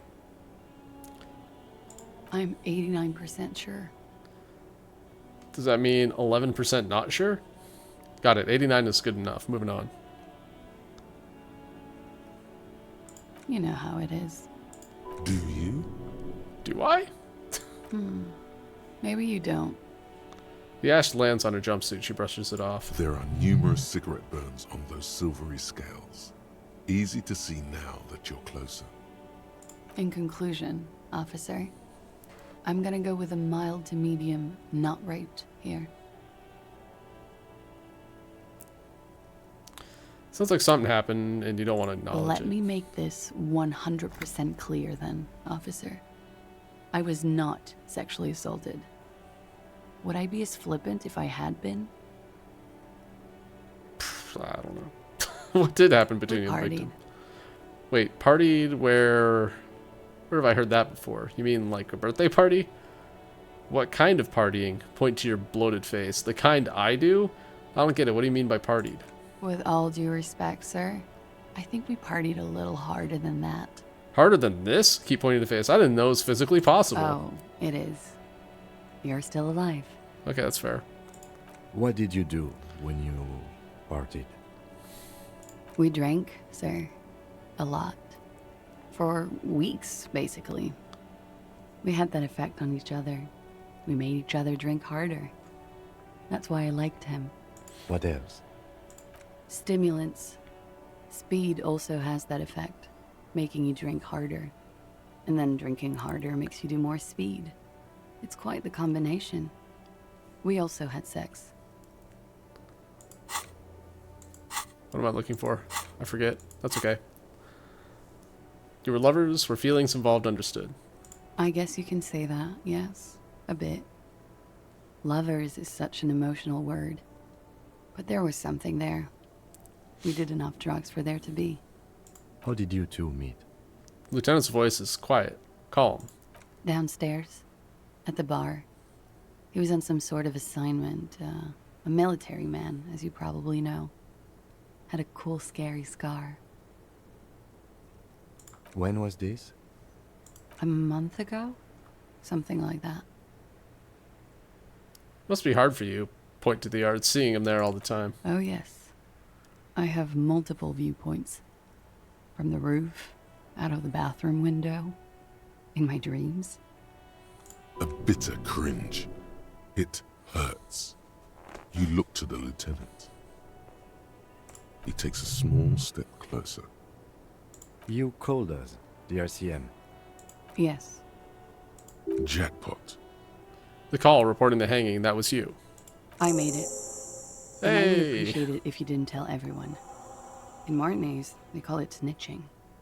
Reporting crimes is confidential in Ravachol, miss. If it's snitching, why do it? Because I couldn't handle it anymore. None of these people called. He just kept hanging there. Then they started stripping him. I didn't exactly disguise it. I just muffled the mic and nicked the landline a little. Nicked it? How? Also where? With nail clippers. And I diverted some radio fuzz into it. Into the cold wire. Gee, it sounds like you're a communications expert. Where have I heard that before? So, she's God's mystery phone cutter. And in the process, you broke the landline downstairs. Did I? Fuck. I didn't mean to. I had no idea what I was doing. Still, that's pretty clever tampering. Simple and clever. Crossing the lines like that. Seems like you had some idea. That was nifty. Thanks. She manages to smile. She looks a bit like a little girl who's just been complimented on her bike repair skills. I go through all the trouble. I don't know, sir. It was stupid. I was drunk, too. I was probably afraid the Union was listening in. Locals say they have ears in the wires. Thank you for making the call, miss. It was the right thing to do. I didn't want to, sir. But if I hadn't, he'd still be hanging there. She looks away. He won't be down there long, miss. We will move the body to the morgue soon. You can tell me about him, name, eyes, I'm age. sorry, I can't do it. Not right now. Later, maybe. I keep seeing him. Like he is now. I can't talk about his... I don't know. Hair. Another puff. More nervous. I know it's difficult, miss. We can return to it later. What do they hang him for if not rape? He had something to do with the strike. One has been roiling since I got here. Rotten timing. But you probably know all about it.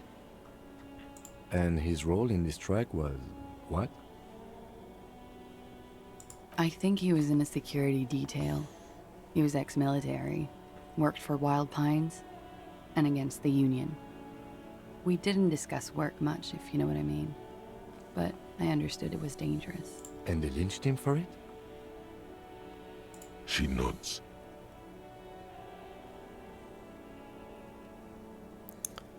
Why was there a bullet in his head? Bullet? They shot him too? Yeah, he was safe. Anyhow. I'm not picking up on any theatre craft here, sir. The pause is sincere. They stripped his clothes and they shot him? You mean after they hanged him? I'm confused. Sorry. I shot him beforehand. So am I. Were you aware that he had also been shot, miss? Things are starting to go a little over my head here. I thought he was hanged. I was not present when they did it. I don't know what happened. I just know what they told me. And Sylvie, the bartender. This is beginning to get confusing for you too, and we don't like that. Where was she last Sunday night? Where were you when this happened? If we're letting things be out of courtesy, Shit! why did you even dig the bullet out in the first place? But fine. I clicked the wrong thing. Bullet? I'm not. You mean, I'm confused. so am I. Things are starting. This is beginning to get... Cowering. I was cowering downstairs with Sylvie. There we go. It was meaningless, but, you know, we still have to do it. How are the Hardy Boys know you? They're frequent guests. Downstairs. They have a booth for union members. They're probably down there now. And how did you meet? Over drinks. It's been a long, boring winter. Did you party? A little, yeah. Like you partied with the deceased? No, not as hard. I'm sorry to have to ask this, but have you had a physical relationship with any of the Hardy Boys? I have. Which one? Which ones, sir? Oh, okay. I don't remember precisely. Titus, obviously. But as I said, it's been a long winter. Thank you for telling all She this. breathes a silvery sigh of relief and weariness. The air on the roof feels humid. Should we head by downstairs, officer? We may have things to discuss there. There we go. All right. She nods. Silvery cigarette fumes disappear into her mouth. Oh man, I don't know if I'm gonna be able to get that. Let's. Why not? I'll be here until 11 p.m. drinking coffee, most likely. Damn, how do you sleep?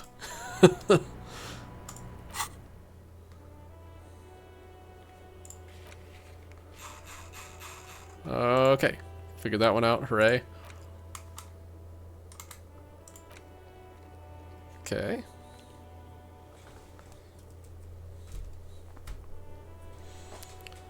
Cool. Okay, I guess I'll confront the Hardy Boys. They're on the way out. Fine. Wait, do I have 410? Okay, Kim wants to speak. Let's go someplace a little bit less. Oh, wait, what's this? This window is pristine on the inside, unlike the one next to it.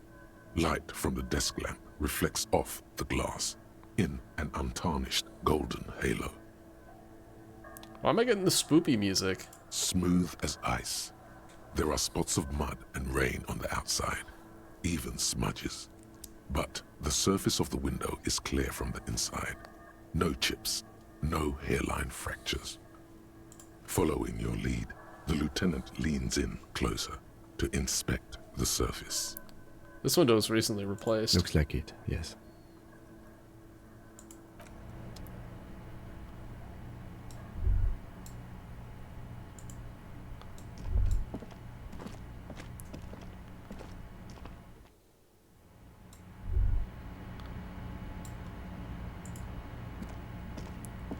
Looks like we have more to discuss with those so-called Hardy Boys. Half their reasoning just went out the window. Think this will make them cooperate? Nothing will make them respect the RCM, but it will disrupt the game they prepared for us. We just stripped off one layer of whatever it is. Her decision to not corroborate their story was definitely not part of the plan. Why did she tell us all that? What else could she have done? Lie? She saw there was no way to lie and get away with it. I'm not sure she had to lie. I wouldn't have known. If not you, then me. It was a smart move from her. Something's off You here. think so? She seemed forthcoming.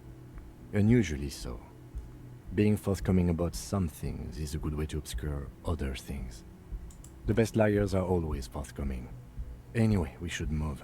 I suspect our investigation will bring us back here soon enough. Yeah, I'm gonna have to talk to her again once we have the body taken in for processing.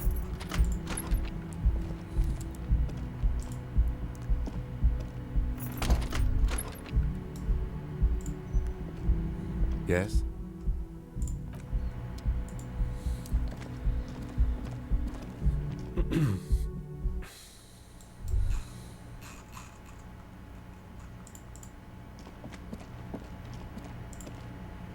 Can I help you? Another thing. Great. I love those. I don't know if I should rat her out yet. I'm not going to. Yes? Okay, let's talk to the Hardy Boys. It's you again. What is it?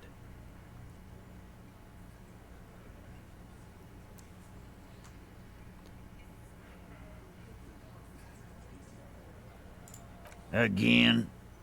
Yeah, whatever. She says she wasn't raped. Fuck! I knew that fucking whore couldn't be trusted. For the record, Titus Hardy did not explicitly specify the victim as a whore, nor did he say anything about trusting her. She's a terrible lawyer. Oh, shut up and stay out of this, Liz. He raped her. He was out of his fucking mind. You have no idea. She's just in denial, asshole. You don't understand the traumatic experience. She's shutting down. And she doesn't fucking trust you.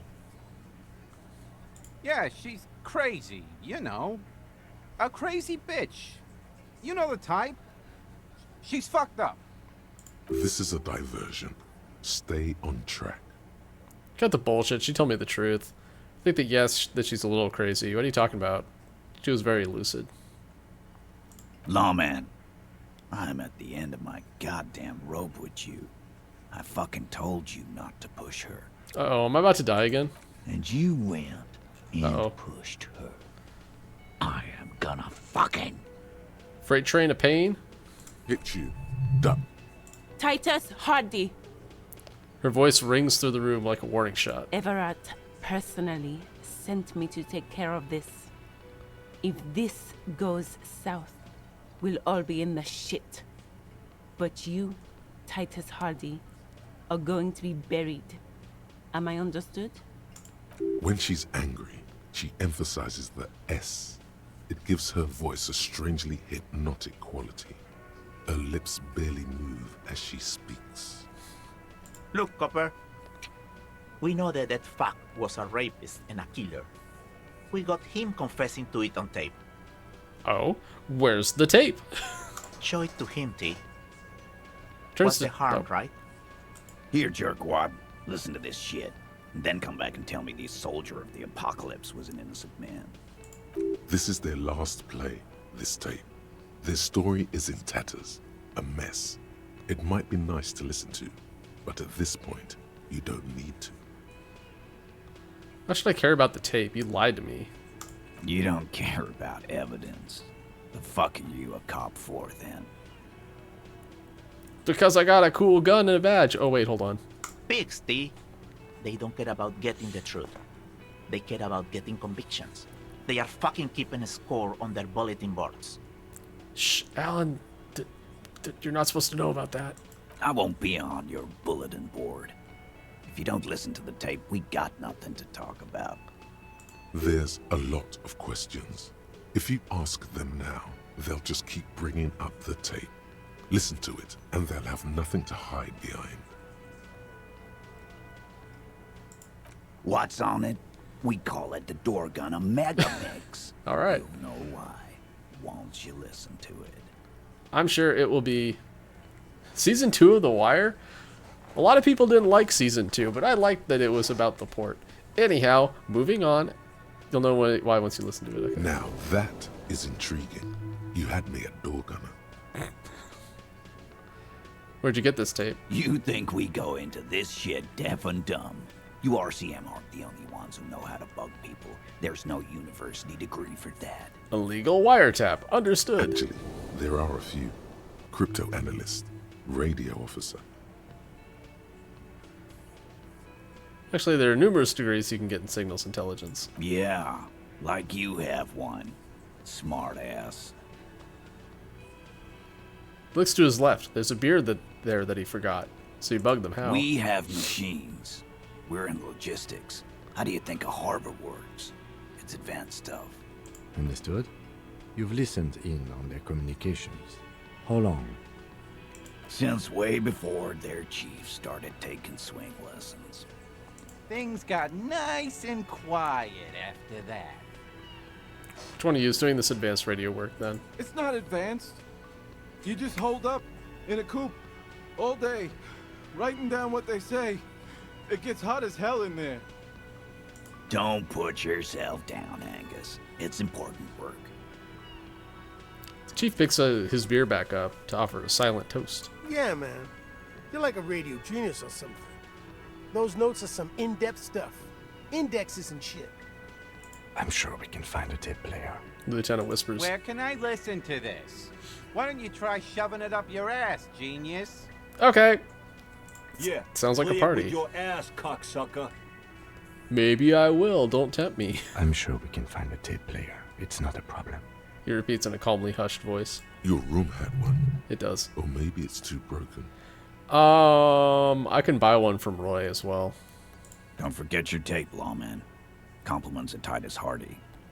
Fine, I'll listen to it. You do that. Oh, and keep it. Maybe you'll need a reminder of human ugliness someday. I'm gonna take off for now. I hope it's just a really cool death metal mix. That'd be cool.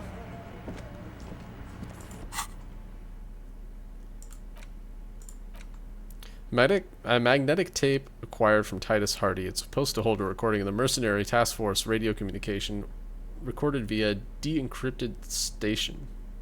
Not a good omen. Requires a boombox to play. You stare at the great door gunner Megamix. If only you had a boombox, you would be able to play Titus's tape. What if I use this as my tape to sing karaoke to?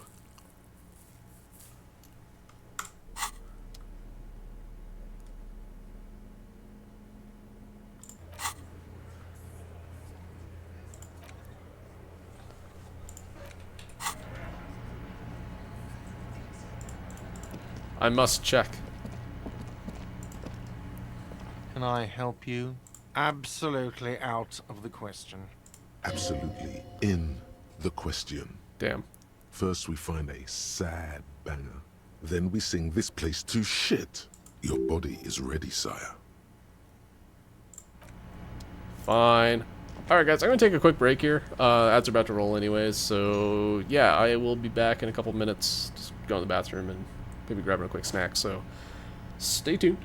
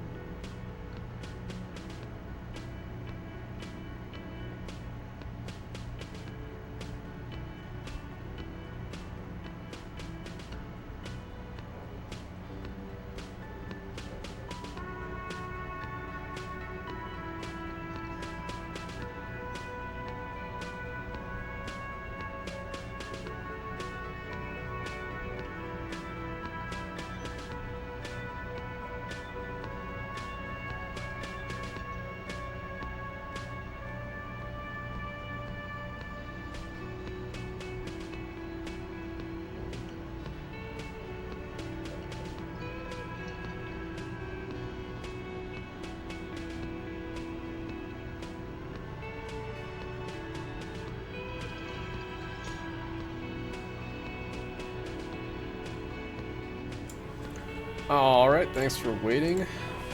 Let's go upstairs and totally listen to the Door Gunner Mega Mix on Harry's Totally Not Broken tape recorder. Okay, speed wore off, which means that we no longer have the need to clean.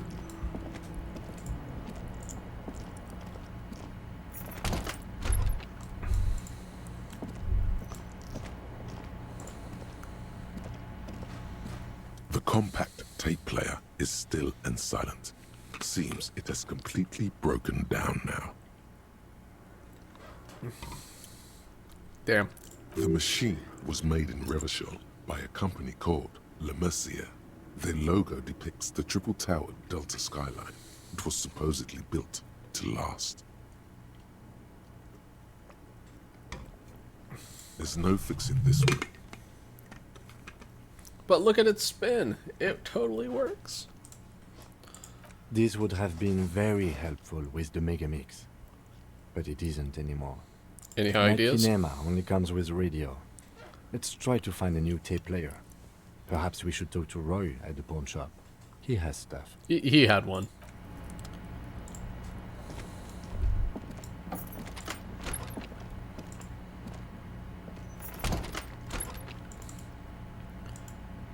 Oh man, am I gonna have to buy those stupid sneakers from Sea Lang? Because it's like, oh yeah, this is a tape player, but no speakers. So they're like, oh, what? Oh, hello, dear. There you are again.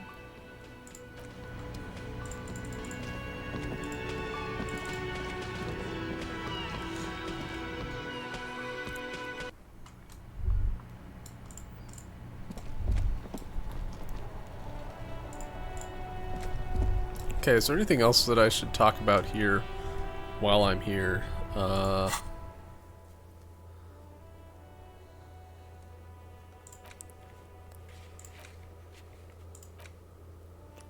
do that later. I'll need to do that right now. Okay. I kind of want to go down to the other part of town just to kind of scrounge around. Do the Jamrock shuffle, if you will. Looking in containers and picking things up.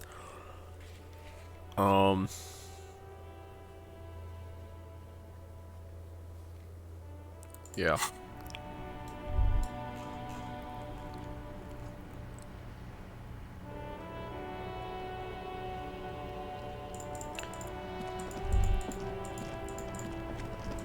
Especially if I need to buy a tape player and speakers.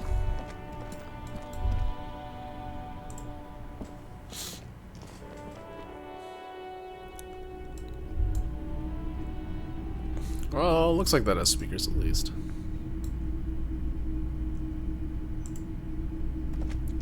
The boomboxes wait on the shelves. And your boombox, that gold and amber Harmon Waushi, stares at you longingly with its tape reel eyes. Can I just play a tape on one of the boomboxes real quick? Sorry, man. I can't be giving out freebies. Never have, won't now. Can I get a discount on this boombox? A police discount? A discount? I do have to keep the lights on, man. It's 12 real. Remember, he doesn't like music. He likes sounds. The Door Gunner Megamix is his type of tape. Certainly, he'd give you a discount if he knew you'd play something so experimental. Alright, I'm listening. Is this a conceptualization check? That'd be cool. Careful. You can only do this once. Fair enough, businessman. 12 it is. How does 10 real sound? Let's make it 8. I'm not just doing any police work. I've got the Door Gunner Mega Mix here. An era-defining work. Let's do 4 real. 4 real is offensively low. But just this once. For the music, concrete, cop. Yeah. Thanks for the discount, man. Here's the money for the boombox. And here you are. Quality sound reproduction on the go. It'll play anything, wherever. Turn any tape into a conversation of sounds and shapes. Thanks, bro.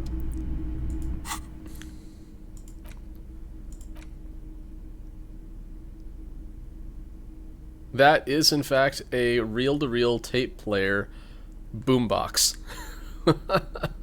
What is this? Anyhow, this is a reel-to-reel boombox of everyone's youth. A little banged up, a little chipped, and honestly not that loud either. Looks cool though. Excels at being carried on the shoulder, allowing you to play audio tape items and blast music into the face of unsuspecting strangers. Nice.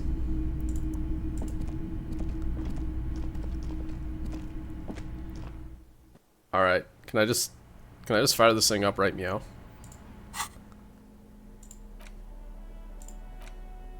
The porter reel is just what you needed. The reels attach to the apparatus with a satisfying click. The tape is routed behind the magnetic reader. You push Command Set, and the tape starts spinning.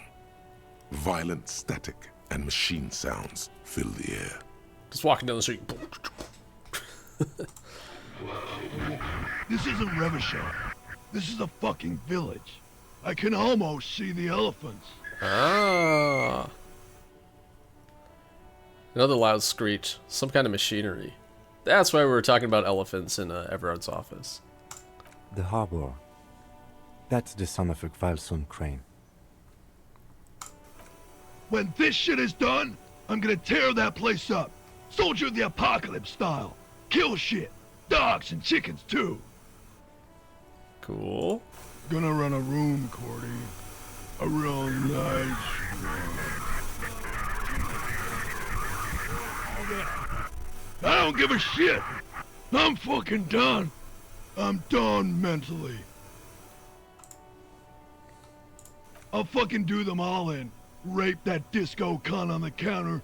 You know, the dance a whore upstairs. Do it Kohoi style. Never did get that taste out of my mouth. Click, then silence. The rest of the tape is empty. The lieutenant presses the button marked Arrête on your porter reel. The tape stops spinning. What's that at the very end? Silence? What do you think? Who's this Cordy? What's Kohoi? Okay, then what now?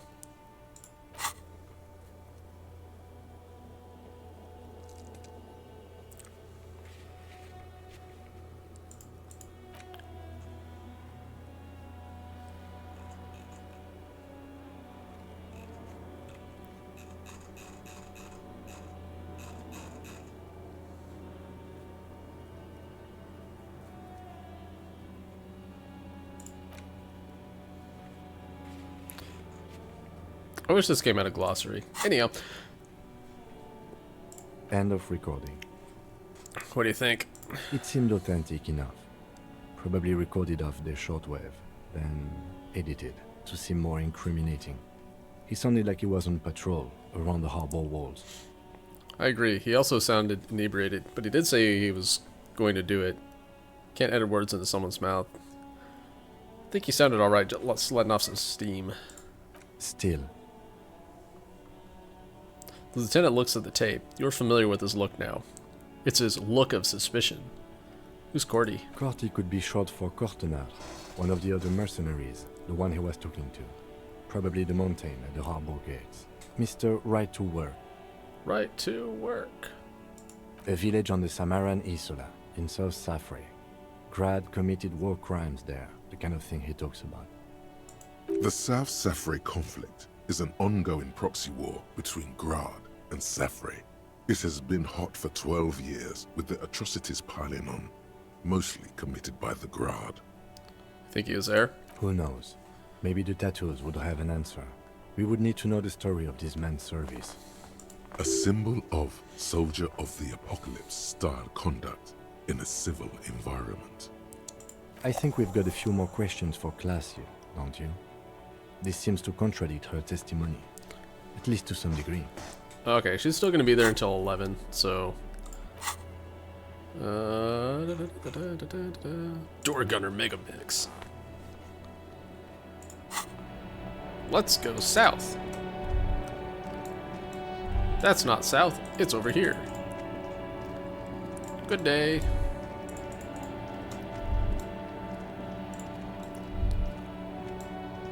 Oh, money! Yeah.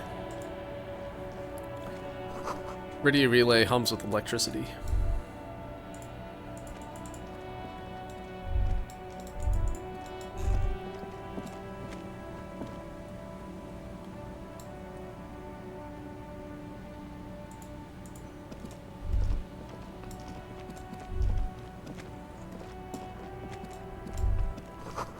Sign says no entry. Someone scribbled an inverted star on it. Communists. Traffic beyond the gate. More abandoned lorries.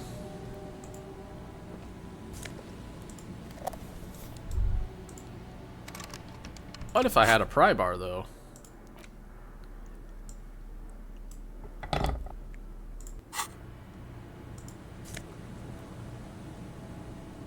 Yeah, Jamrock Biker Cop Sunnies. I kind of wish that I could find some fucking sunglasses that didn't have a negative stat attached to them. That's why I'm trying to make a specific roll or something. I can equip one of these.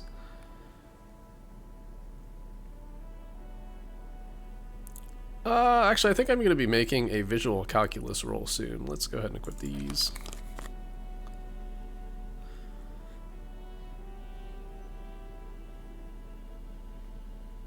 Yep.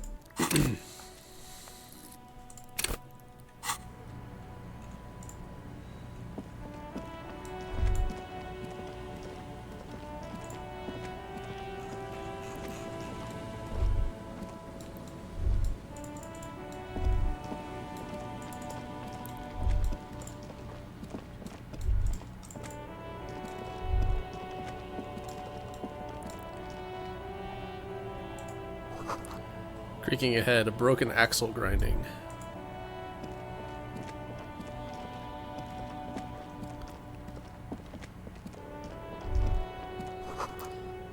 Breaker box to power the radio pylon above you. Maybe there's something inside. Yeah. Had decades-old concrete defenses. Children play on them now. Oh, well, it looks like it fell in the ice.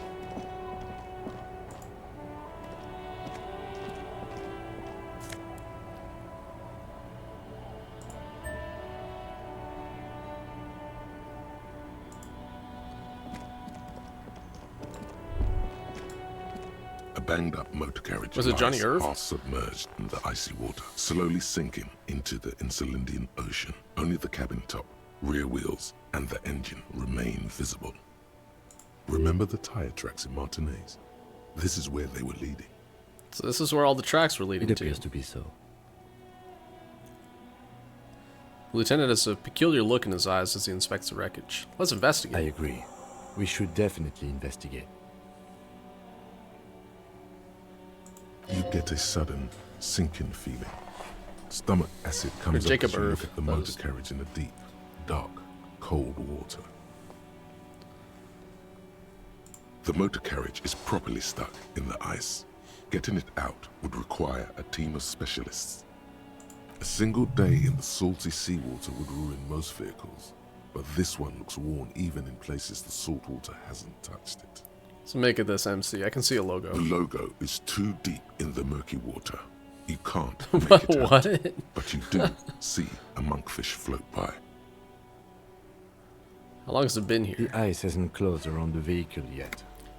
My guess is it's been here since last Saturday or Sunday. The estimate is correct. The incident probably occurred on Sunday evening. Well. Looks like Jacob Irv's journey came to an abrupt end here. Your mocking tone finds no response, but the motion of the waves. Yes. Crazy recklessness. Yet another case of the engine displacement triumphing over the driver's IQ. Yes. Crazy recklessness. I'd say it has been here since last Saturday or Sunday. Let's wait for the low tide and see what's inside. Great idea. Then we can get the things inside. The joyrider must have left something good inside. Guns, papers, maybe a cool jacket. A joyrider jacket. I like how logic thinks. How long for the low tide to come I don't know. An hour or two, tops? Oh no, I have to kill a lot of time. Shit. As you sit down in the old, rusty playground, the world around you becomes very silent. Damn, I was not expecting to lose this much time The here. hinges creak under your weight, dangerously so. Nothing but the sound of seagulls high above in the sky, echoing like distant laughter. Ice cracks around the blue motor carriage in the sea. The tune on your lips forms a strange yet undeniably beautiful contrast with the surrounding bleakness. The lieutenant gives you a quick glance, then, still looking straight ahead, he joins you with a higher pitched and slightly more melodic trill. Two birds on a wire, whistling by the seaside, looking at the water and a sunken car. The wind blows. In the distance, behind the church, some vagrants are having an argument over a bag of tear they found in the reeds. Further away, a flock of seagulls lands. They ran so far away then? The clouds pass in the sky, and the shadow of the swing moves like the hour hand on a timepiece. 30 minutes have passed. Looks like this might take a while. Time to present a good topic for discussion. So, was your dad also, you know, point to your eyes? No, I'm not going to say that. Tied shirt is taking its sweet time. Would you rather sit on an anthill for an hour or stand over in a river of leeches? Well, historically, leeches have been used to prevent and even cure many ailments. Okay, he's thinking. I can do this. Let's do this. Who'd want to sit on an anthill? There are no therapeutic benefits to... Well, napalm ants, for example, are used in some rites of passage rituals. Clouds on the horizon grow darker, and the shadow of the swing set keeps climbing. You hear the distant rumble. The tide's not going anywhere. 30 minutes pass. If you have to side with either the strikers, or the shipping company, who would you choose? Do you think I'll ever find my gun? Man, this is taking a long time. God, I hope so. I've been thinking, if I put enough time into eating right and exercising, I could turn myself into a living weapon. Then I don't even need a gun. I don't think I'm ever going to find my gun. The world is so big and my gun is so small. Your voice echoes on the water, strange and out of place in the environment. 30 more Please tell me minutes it's done. pass. Can you make out the mark now? Detective, I've been able to make out the mark ever since we arrived. Why didn't you say anything? I find it odd that you haven't. It's a Coupri, Model 40. Damn it, Kim! Yes. Why haven't you? It is a simple and rugged machine, favored by working men, government offices, firefighters, animal control people, you know, those kinds of people.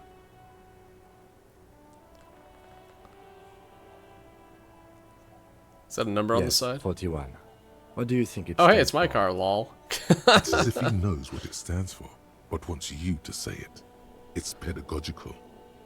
Does he know something about that speed racer? 41 is his rank in the underground street racing hierarchy. Small fish, this one. 41, huh? This street racer is quite the ladies' man. Must be Tommy 41, the morning host of FM 41. Looks like Factory made a mistake and accidentally called this one Coupri 41, a stupid factory. I hate guessing. District something a precinct, something municipal. Getting a horrible headache. But it could also be the number of a police precinct. Precinct 41. Your precinct. A massive pit opens up in your stomach, and the most terrible feeling comes over you. No. Just nope.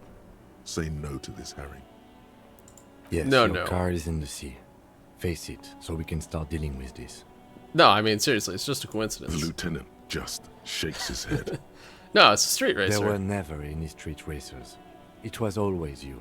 You drove your car in the sea. Oh my god, it's mine! I drove my car into the sea! I'm afraid so, yes. It looks like you started in front of the whirling, jumped over the canal, and then drove your vehicle in the sea right here. Maybe I was in hot pursuit of someone. Of whom? I don't think so. If anything, you were probably drunk. How do we get it out? Detective, we don't. A rescue operation really isn't viable at this point. I want it to be Jacob Irv, not me. Well, it isn't. It's you. I'm very sorry.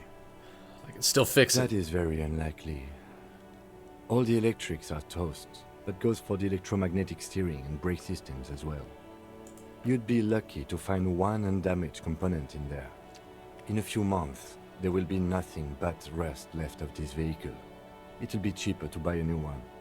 Well, not cheaper. This motor carriage costs 40,000 real. But in the long run, it still makes more sense to buy a new machine than try to refurbish this. I don't have that kind of money. Let's face it, this is a substantial loss to your district's budget. I mean, my station only has 4 other vehicles in addition to my kinema. This was 20% of the station's vehicular budget. I'm afraid it will have to be there like that for many years. Look at it. Parts of it might be salvageable, but overall, this machine is a write-off. The badge, the gun, and now they're not going to take me back. We'll do this one first. The lieutenant adjusts his glasses and doesn't say anything. Things were going so well. We're just, well, let's do that one. People are more valuable than machines. Training a police officer is even more costly. You can still whistle. Besides, the night is Whistle a always sad darkest tune before the dawn. Uh-huh. At least I can see what's in there now. Hopefully some sick tear. Yes. 3 bottles. Let's go take a look. I'm the traffic hooligan. It's me.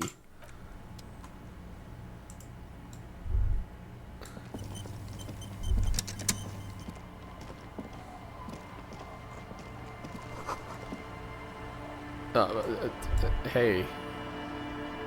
Oh, it's frozen to the ice. Lame, dude. Dented stainless steel canister for transporting and storing heavy fuel oil. The logo on its side has been partially stripped over years of use. The government issued red dyed fuel inside looks like paint. It smells much, much worse. What if I give this to Cindy? She uses government fuel as paint, so should probably spend some points. Anyhow.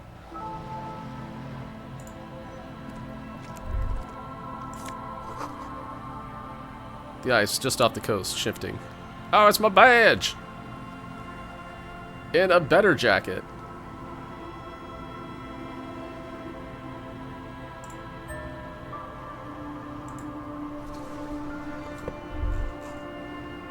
Oh, hey, money. I'm a real police officer. Whoa, what the hell? This is it.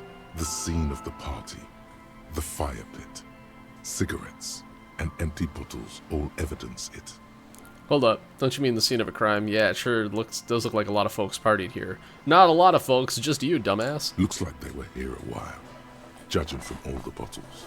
The sunken motor carriage provided them a focal point, like a goose ice sculpture or a chocolate fountain. Hey, Kim, looks like we've had a couple of partygoers here. Looks like it. Looks like they had a great time laughing here. This is some kind of theater to them. Circus production by a great clown. Was this party against the law on the ice like this? It's probably a public danger. I don't know, man. I don't know how he's still alive. Hey, let's keep moving, detective. Alright. Clothes. Okay, so I have... Wait. Hold on. I guess I didn't need that. Shivers. That's visual calculus instead. Okay, I'm cool with having lots of shivers. I'll leave this one equipped.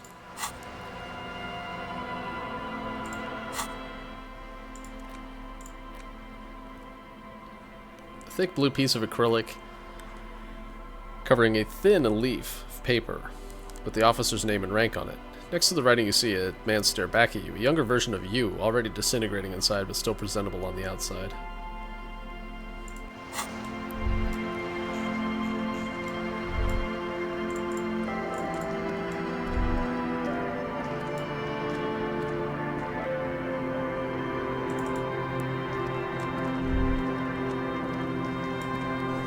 Footprints in the snow, they lead away from the accident.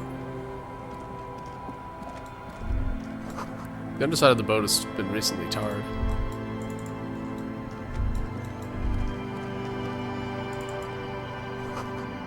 This boat tucked away underneath the tarpaulin cover.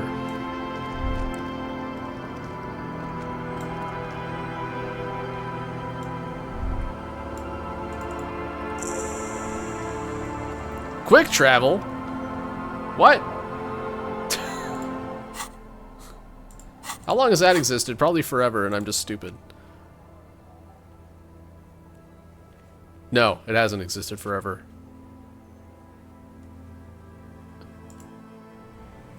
Aha, okay. Oh, I'm back here then.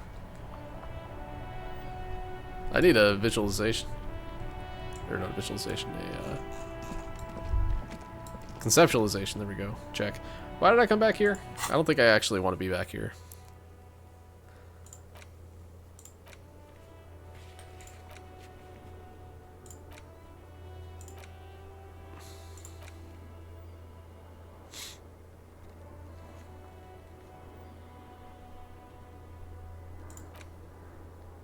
I will check on the glove, or the boots, the serial number on the boots.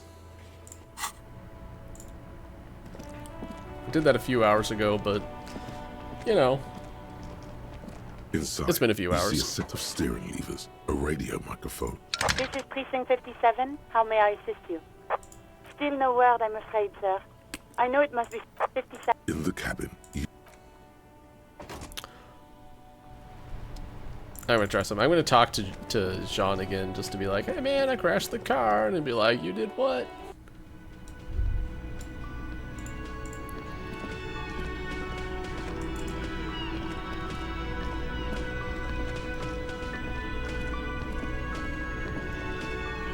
Again? I can't believe this shit. Okay. Neither.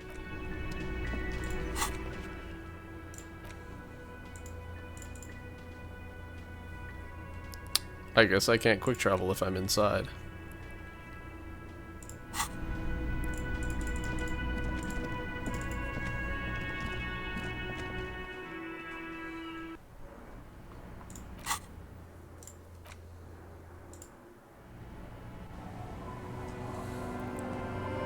Oh. Alright. Winning stone, well worn and covered in rust. White curtains have been drawn shut. No looking in.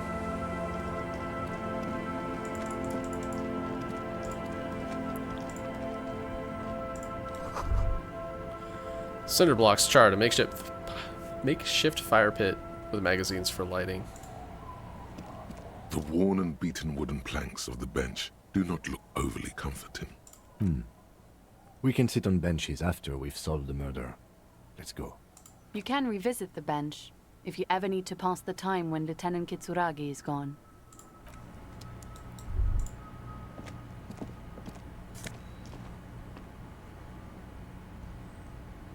Really? I didn't need to steal the speed. I could have just gotten it out of a barrel. What the hell?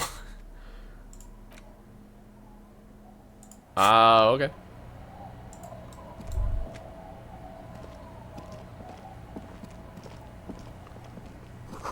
He does covered linen, dried tulips on a bed. Pants! The Kingdom of Conscience.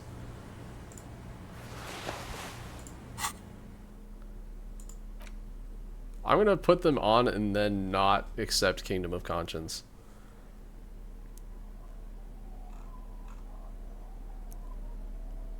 Because the same thing can happen when I put on the black monk straps. These are some wonderfully regular pants. Not too tight, not too loose, moderate in every sense. You'll blend right in at some pleasant dinner party. I like regular, normal. Oops, fashion faux pas. I'm not discarding the pants. Fuck that. I know you do. These inter-Isolari pants are like wearing a perfect compromise in your nether regions. No one will call the moral intern on you like this. That's for sure. You're a little more moralist now, buddy. a little more normal, even if you didn't want to be. Makes sense. This is what wearing boring office trousers does to you.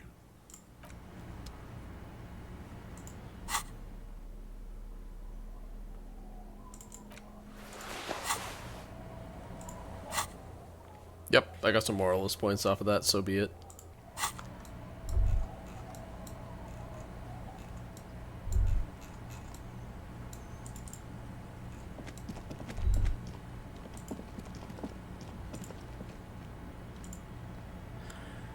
Sons of life in the north. Washboard scrubs filth from fabric. Through the broken glass, dusty shelves, and a forgotten chair.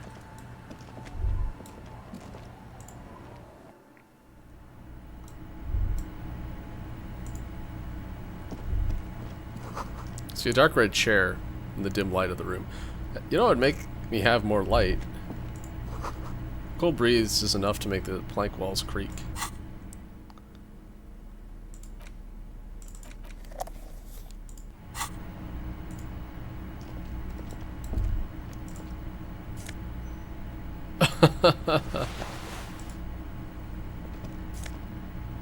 Hey, postcard.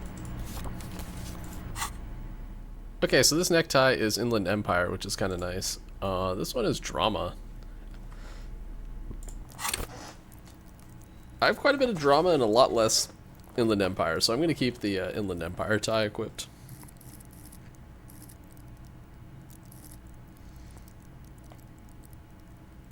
Whoa, what happened to suggestion?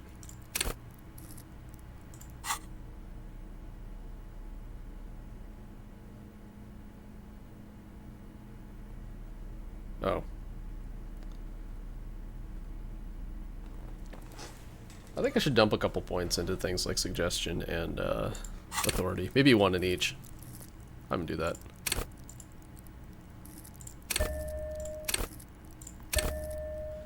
Just so I'm not rolling like negatives on those. I did get +1 with empty hands. That's true. But I'm just still thinking these are still really low. So dropping one in there is probably not the worst idea in the world. I have so many points to spend anyways, so I'm willing to burn a couple. There, now I have 2 whole suggestion. Woo.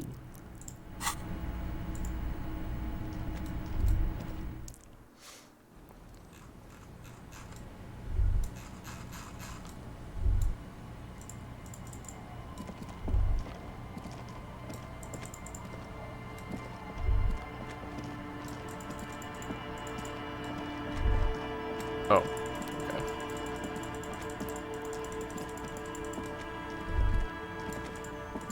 You have to say, with White Morning, the shading gets a little weird.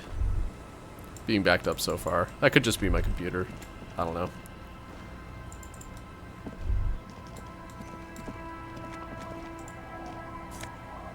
Yoink.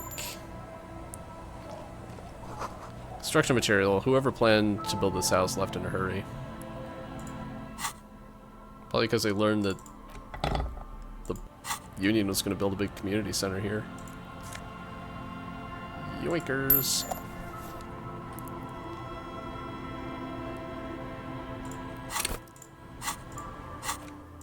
Find the right tab eventually. Okay, let's look at things I don't have to talk to first.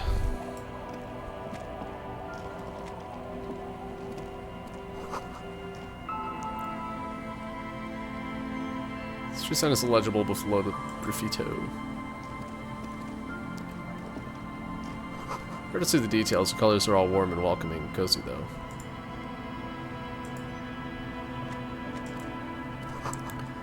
Flower trough where nothing really grows, maybe in spring.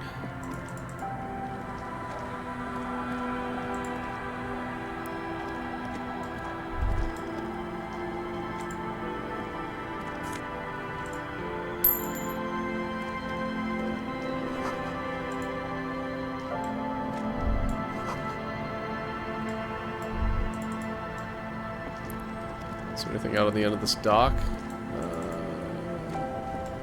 Yes. Lance creep beneath your weight. That leads to a school of fish swimming in the kelp.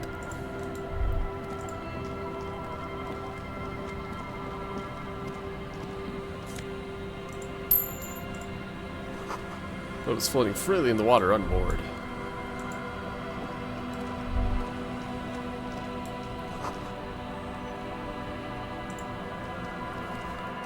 Hi, officer. A woman in a raincoat stands on the quay, considering an overturned boat.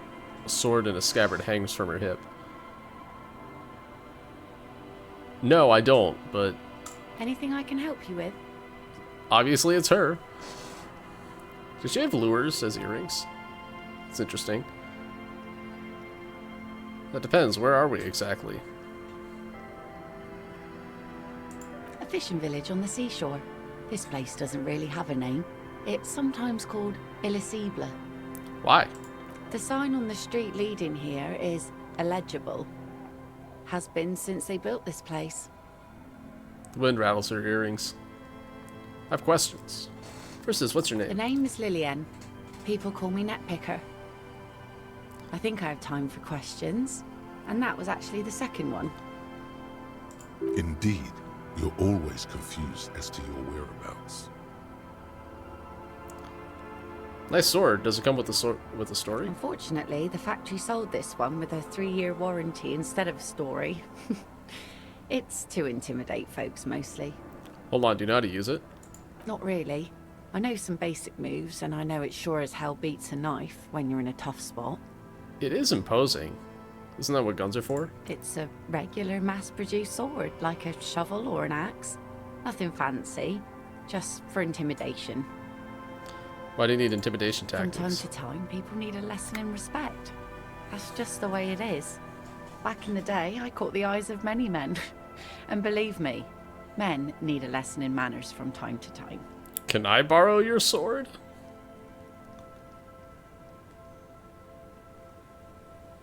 No, I'm afraid not. Tempting to confiscate the blade I used to keep these animals in check? You would put me in an early grave. What makes you think we haven't? The truth is that almost everyone in this life is scared and tired and stupid and too dull for that. That goes for men too. But they put on an act for us. Pretend like everything's good and living in shit doesn't bother them. Like anyone falls for that. Oh, I don't have the expression anymore. Whatever, I'm gonna pick it anyways.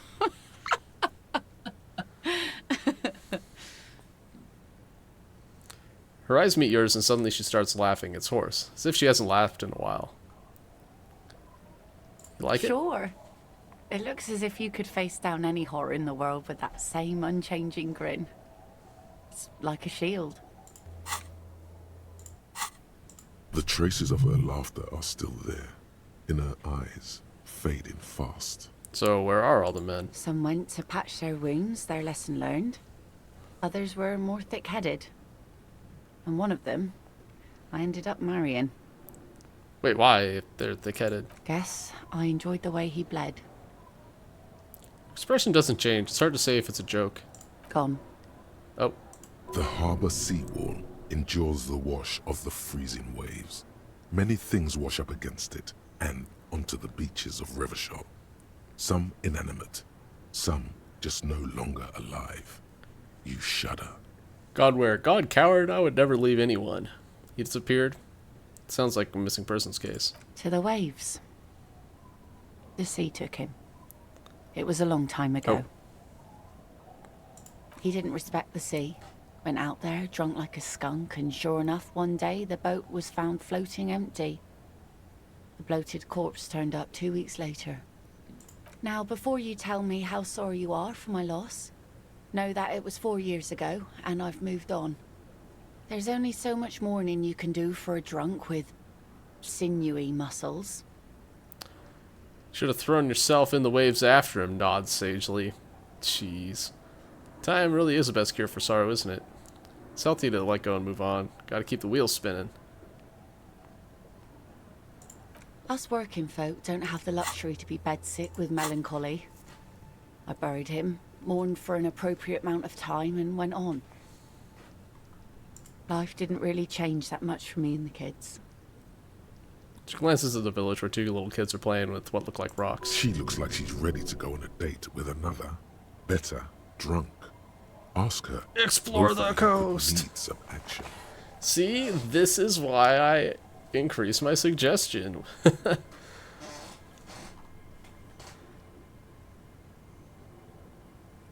Like I said, fish mostly. Sail the waves, take care of the kids, pick nets. Right now I'm tarring a little skiff.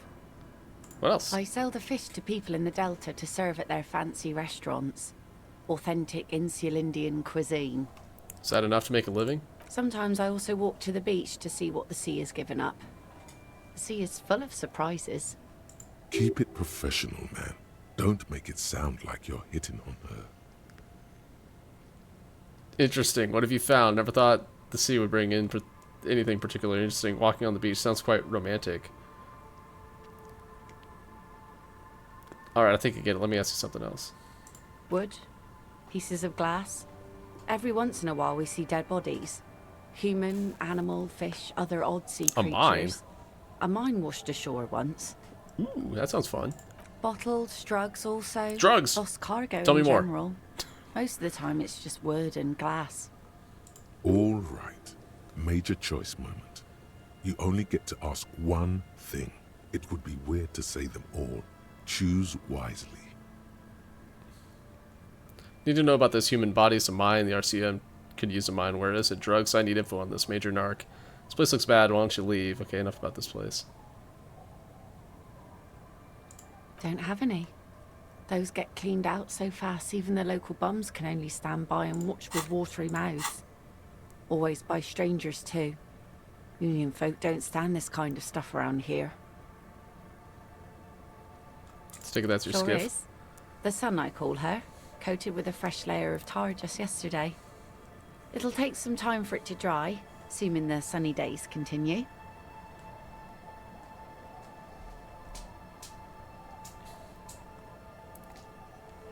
Let's see. Who are you looking for? I'm looking for missing cryptozoologists. I don't think I know what these are. Care to elaborate? People look for animals who are hard to find. Aha! Like snowmen. I haven't heard of those. Two old guys have been wandering around here, nose in sand, talking nonsense about snowmen and the like. Right. Not only snowmen, also green men, monkey men, burning rhinos. You get the picture. Yeah, those sound like my guys. Oh, you're getting it. Hey, there we go. And it is gorgeous. Don't really know. Further down the peninsula, I guess. I mean, that's where they were heading. Who else are you looking for besides snowmen? That's it. I'm not looking for anyone Well, else right how now. can I assist you then, officer? Looking for someone else, actually. Oh? Never mind. Well, how can I Apparently, I'm assist going to be you then, looking for more officer? people down here. Where are you? This says by signing, I agree to living with construction noise. What exactly is the Union building? Everett's planning to turn some of the village into a youth center. What a nice idea. Wouldn't have thought that. Her voice trails off. She sounds incredulous about the niceness of the idea. Thought of what exactly? That Evrart and the Union have nice plans for anything. I thought they only cared about themselves. Well, I guess Union members have children too. And those members have a vote when electing the head of the local chapter.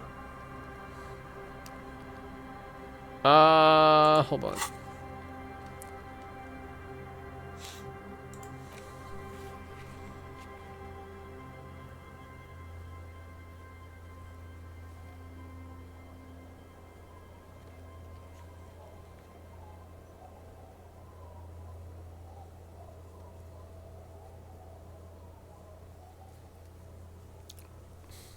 Wait, why am I finding somebody to do it other than the intended signees?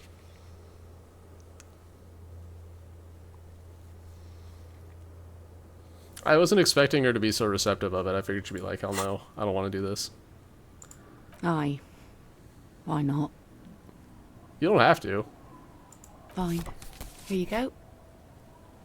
Why? Wait, why'd you sign it? I shouldn't have. I mean, it's Everard, so it's probably a mistake. Probably, but it is a youth centre and I have children. Got to give them something else to do. They're cute and small now, but they're growing up fast. I had my first drink when I was 11 because I was so bored. Ah, we're using that argument. Cool. Anyhow, you also need Isabel's signature. If it's a bad idea, she won't sign. You'll find she's a tougher nut to crack than me. Sound logic. Division of labor. She leaves the skepticism to the skeptic. Kim's presence makes it awkward. Right.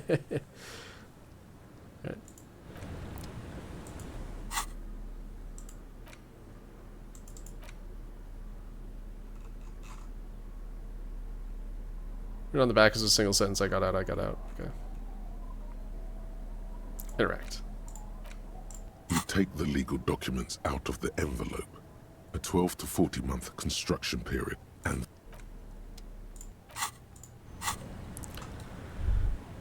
oh wait, I can pry in there? I probably shouldn't. Well, there's people watching me.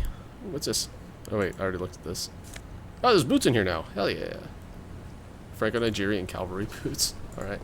Wait, hold on. That gives me stuff that doesn't make a negative to something else. Perception, huh? Got +1 perception off of the the froggy visor. That's right.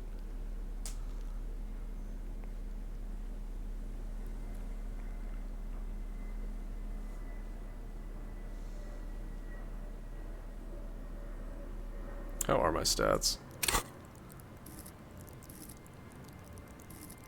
I'm actually gonna leave the disco shoes on because they give me a better thing right now. It's like to hear the cozy sound of some kind of heater sputtering. The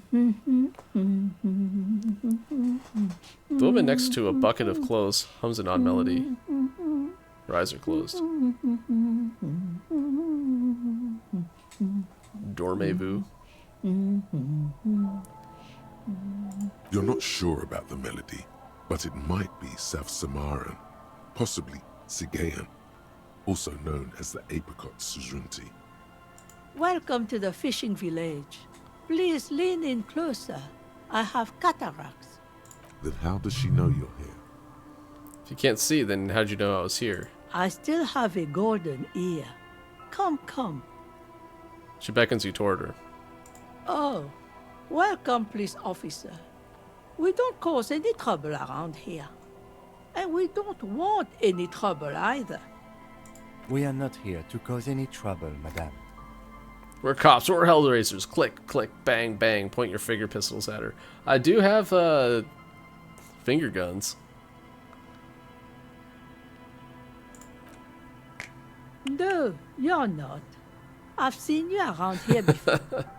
12 years ago. You didn't raise any hell. You were quite helpful, actually. Finger guns. But still, in Martinez, you're considered an ill omen. Wait, I've been here before? What kind of ill omen are we talking about? If I am an omen... Or I am an ill omen, alright. If I'm considered an ill omen, why hasn't anybody told me that before? No, not you personally. I meant the RCM. Some of the men got into a fight. One of them killed another. Locked himself in that woodshed over there. She points to the building behind her. He was brooding, needed some help opening the door. You got it open for him, and took him to think about what he'd done in a more secluded place. Somewhere more quiet. She says it as if he was on some kind of spiritual retreat. What kind of ill omen are we talking about? The usual. Dark tidings. Black Hound. Maybe they are afraid. Why? Because you're an ill omen. Oh, but you're still well, welcome we're talking in here, circles. as long as men with guns aren't chasing you. And maybe even then, because that's the kind of fishing village we've built. I'm sorry there's not a lot of room to park the motor carriage, and not a lot of houses, or a lot of people. My kids are long gone, searching for treasure. So are others. Ah, look at me ramble on. What brings you to us? Where could someone stay around here? What's in this fishing village? What's further down the coast? Tell me about yourself. Who exactly are you? Me? No one. Just an old washerwoman. Mother called me Isabel, if that's what you're asking. Oh. And my married name is Sadie. Now it's your turn, Mr. Call me Harry. Why, I guess I will, Harry. Aye, it just rolls off the tongue. I used to know a Harry. Strong lad, but dumb as a rock. Well, not me. I'm the opposite. I'm smart, but weak. What happened to him? He did too many narcotics. Oh. So many, he fell off his boat and split his skull on a buoy. Folks who saw it say his head cracked open like a melon. Nasty, nasty. Where could someone stay around here? Stay? Most people here are trying to leave. That said, if lodgings is what you're looking for, I've got a free room in the shack. Soapy thumb points to the building behind her. How much is it? I don't know if I can afford another place to stay. I won't charge you for it. Take it as a gesture of goodwill from the village to the RCM. Wait, hold on. You're just giving it to me? I'm not sure it's appropriate for the RCM to accept free accommodations. There's this guy guard who makes me give him money every night just so I don't die out in the cold.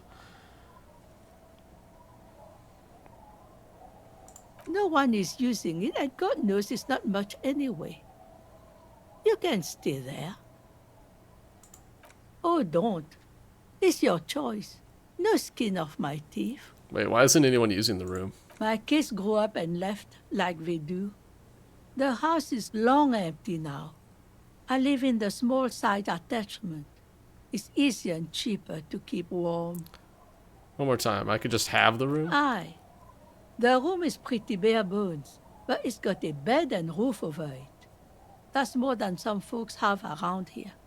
When Varson communist revolutionary Ignas Nielsen was in hiding, he stayed in a hut on the Boreal Plateau for 10 months. Don't get me wrong, but bare bones usually isn't my style. Point at yourself. It would help me stay in touch with the proletariat. No, this could be the first chapter in my Rags and Riches memoir. Now, this is real Ravisholian hospitality. That Gart must be, yeah. Fortunately, that incremental development hasn't elevated this neighborhood yet. I see potential here. I don't need it much. This sounds fine. You best not be plotting another revolution under my roof. We barely got through the last one. But the room, do you want it? Trying to think, have I done everything at Whirling in Rags? I think I have. I got the expression off my face. Trying to think if I've interacted. Yeah. Don't make an old woman regret opening her house to the police. The key appears from under her apron. She hands it to you. Well, if you are not in the hostel in the morning, I'll know where to find you. Here, in a shack. I might still stay there. Like, now I have 2 houses. I am bougie as fuck. What's in the fishing village? Just us. It's barely a village anymore. We almost don't exist. This is pretty much a non-place. A gap. A blank spot on the map. Just a cluster of nameless shacks on a nameless street. The place is so pornographically poor, it's not even funny. This place is pornographically poor. There's got to be something here. Tell me, who lives in this village? Is there a way to make a little money around here? The lack of wealth is the one thing we've got in abundance. The woman smiles cryptically. It's a cold, cynical smile. Riddles. Fits with the general ambiance here. Aye. Sometimes it's as though I'm also gotten lost inside this nameless nothing. Oh, it seems to be a common theme these days. I think I'm in the process of finding myself again. Maybe I should just stay lost, just move here and disappear completely. I'd rather go back to... Isn't that what people always think when they are lost? Something I can do for you to find your way, officer? Over there, you can find more of the same. Shacks and trees growing wild. That's the pox. Between here and Jamrock, a dusty sea of old trees, all covered in industrial soot. Small houses under them, an overgrown park. Pox, what's that? I feel like I heard that name somewhere before, but tell me more. An old military hospital and its surroundings. Or it used to be, during the time of the suzerain. After the war, it was turned into a goodwill hospital for shell-shock veterans and folks looking for some quiet in the old sanatorium gardens. Now the area is crisscrossed with nameless streets and makeshift cinderblock houses, shacks as far as the eye can see. All right, the local favela. Nice. What happened to the hospital? The goodwill ran out. The staff left and the place was shut down. It's long gone by now. Who else lives here? Well, there's Lillian and her kids. A few new folks live in the house to the east, but they're away right now. And then there's the drunks. Not a pretty sight, but there's little we can do about it. Home is home, even for them. Lillian is tough. Tougher than the men here, at least. If it wasn't for her and the kids, this place wouldn't have a spark of life left. Haven't met any drugs yet. Sooner or later, you'll see for yourself. Don't have to look long to find these guys. So a way to make a little money around here? Ha! Here? For you? No, officer. The only money we have here is some coins the drunks tried hiding from their women and then forgot about. Well, it's mine now. Haha. Under carts, boats, in little boxes. It's not hard to find. She nods, rinsing another piece of cloth. What's further down the coast? Not much. There's the abandoned church, the DeLorean Church of Humanity. It's been there since before my time, even.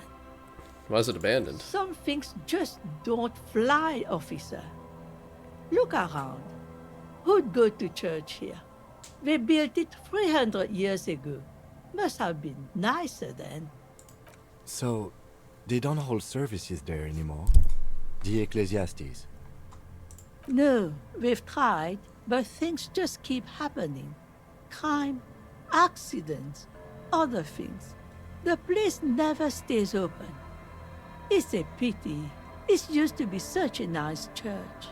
What else is down the coast? Before you get to the church, there's some ruins, an apartment complex, or some kind of electrical plant. Run-down bunch of houses, empty. Which is it then? Apartments or electrical plant? Those are kind of different. I don't know exactly. A pre-war place. It used to be something.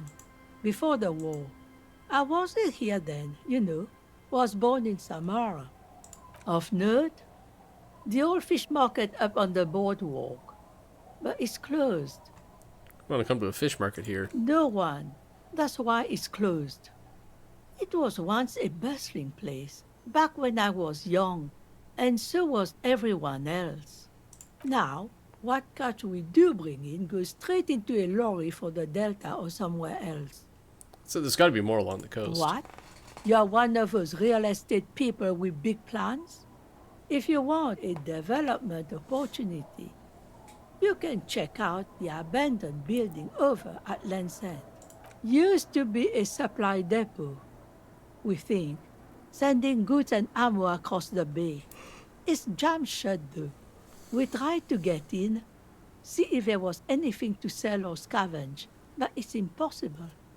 And now you know everything there is to know about this coast. She drops a bar of soap in the bucket with the splash. So that's to get your signature. Hand her the envelope. Eh? What's this about? Come now, I can't read all this scribble. Tell me what it says. Everett wants to turn part of the village into a little youth center. Huh. I might be half blind, but it looks like part of the village is gonna be a street. The best part. The part we need to get out of our houses. I see Lillian's name is already here. The girl is too trusting. Either way, I won't sign union papers. She hands the envelope back to you. What have you got against the union? I've seen it all before. You think they've got our interests at heart? Rich men are always selling poor men promises they never plan to keep. She pulls a dark red rag out of the bucket and puts it back. Then the poor get pushed out of their homes and the rich get a little richer. That's the way it goes. So, no, I don't trust the fat man, and neither should you. Oh, I don't. In her mind, the Union is right-wing because Everard is fat. It's that simple, and there's no change in it. She is headstrong, but there's a slight hesitation in there. You may be able to convince her. Okay, so I can convince her to sign with a legendary suggestion check.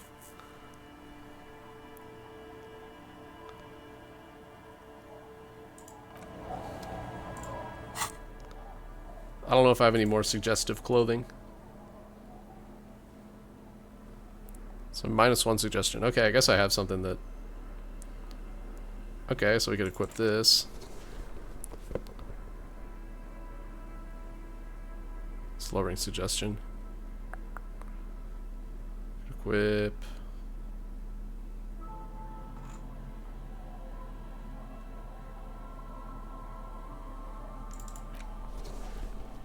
Okay. Suggestion up to 4. Our tenant, the policeman. I hope the waves don't Alright. keep you up at night.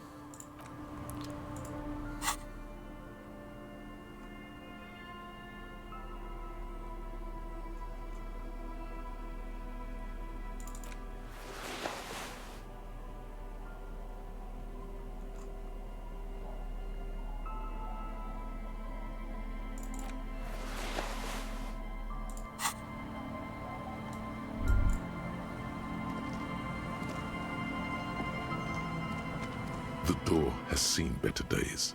The layer of paint has started to peel off due to the salt and wind from the sea. Even the lock looks slightly rusted.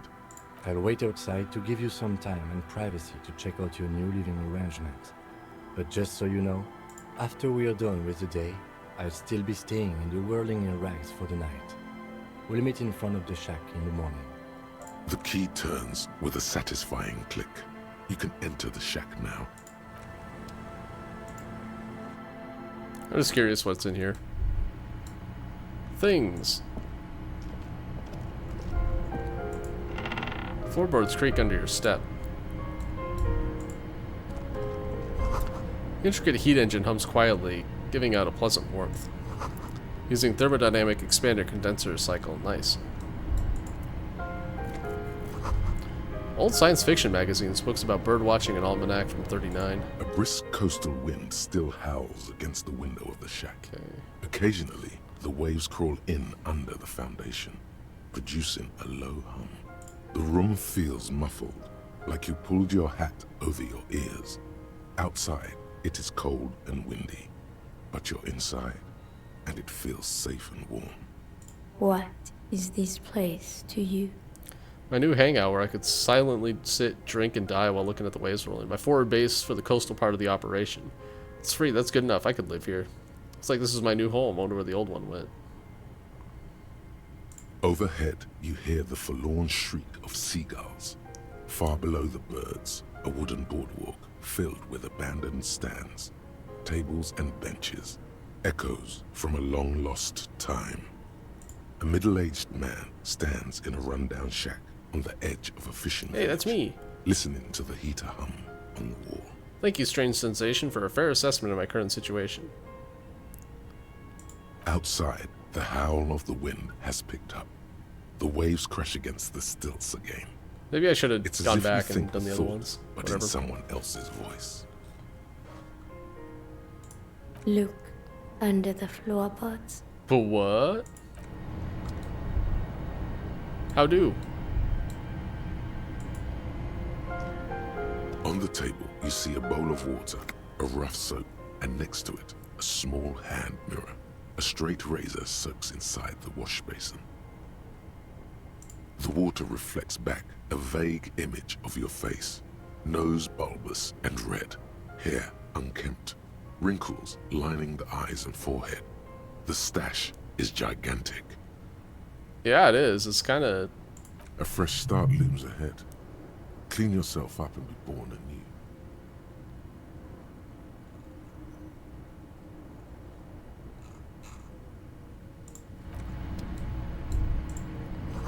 See the waves to see in a church. An old mirror hangs on the wall. You see the reflection of your face in it, such as it is, without the expression. It's just hairy.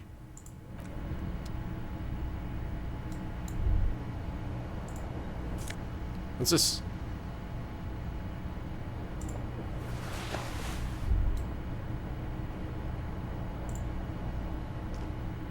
The bed is comforting, if a bit run down. Still, you've earned a rest. Well, yeah, sure. Let's shave. On the I table, guess. you see a bowl of water, a rough soap, and next to it, a small hand mirror. A straight razor soaks inside the wash I'm gonna basin. miss the mutton chops, but I get experience for this. Like an artist with a brush or a master swordsman, you use the small mirror and the straight razor with some soap to remove all that unkempt hair from below the nose line. The sharp blade chafes against your skin, producing a scratching sound. I don't like this. The surface underneath the beard feels tender, the air brushing against it chilly. I did not get experience for that, did I? They feel so smooth, surprisingly so. A feeling of freshness overcomes you, as if you just came from a cold bath. Shaving the right water call. reflects back a vague image of your clean-shaven face. Despite the bulbous nose, unkempt hair, and persistent swelling, you look a little younger, maybe. I gained a health, but no experience. You almost look like a professional.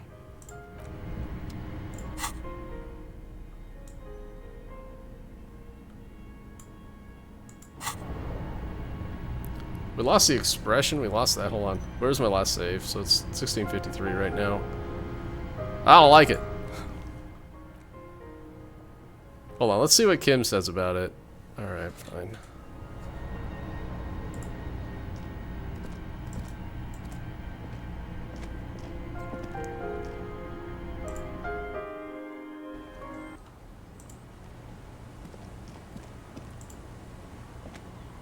Yes? So, I shaved. Yes. I don't know what to say. Perhaps, I know. Stunning, right? I'm really not sure about this turn of events. I may have preferred the mutton chops. They sort of seem to cover up the... I agree. This is terrible. Yeah. Damage. He means damage. Either way, good on you. You were saying? I'm not shaving next time I play this. This was a terrible mistake.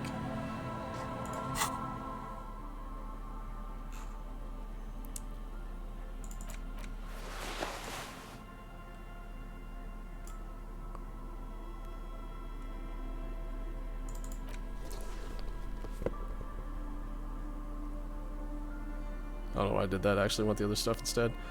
Let's see.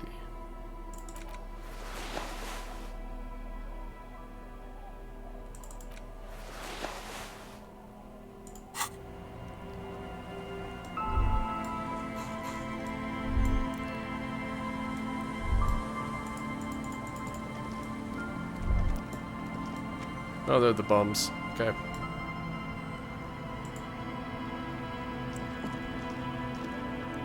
The scruffy-haired little boy kicks a stone. He can't be more than 5 years old. The other one looks indistinguishable from him. He watches his brother kick the stone with his tongue lolling out of his mouth. Must be Lillian's twins. This one doesn't say anything, kicking the concrete with his worn-out sneaker. Lily's our mom. Explains the other one. Tongue still lolling out of his mouth. I already said that. The stone kicker laughs suddenly. His head is too large for his shoulders. The other one laughs as well. Wow, so intellectually stimulating. The stone-kicking one becomes frantic all of a sudden, as if that's something to be scared of. The obvious fact that you just stated. He looks just like me. The other one said, yeah, I said that. The boy doesn't answer. His brother throws another rock. Both of their hair is covered in some kind of dirt. The rock kicker was just being shy, but now he's enthusiastic again. You're bad with kids. The lieutenant remarks with evident glee. What are you, Kidmaster General? Maybe I am. Now, how about some actual police work? We are not getting anything here.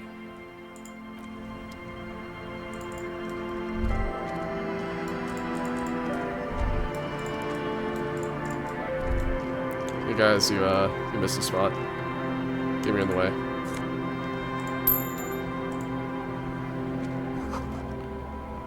Horses are too thick and thorny to pass through, but...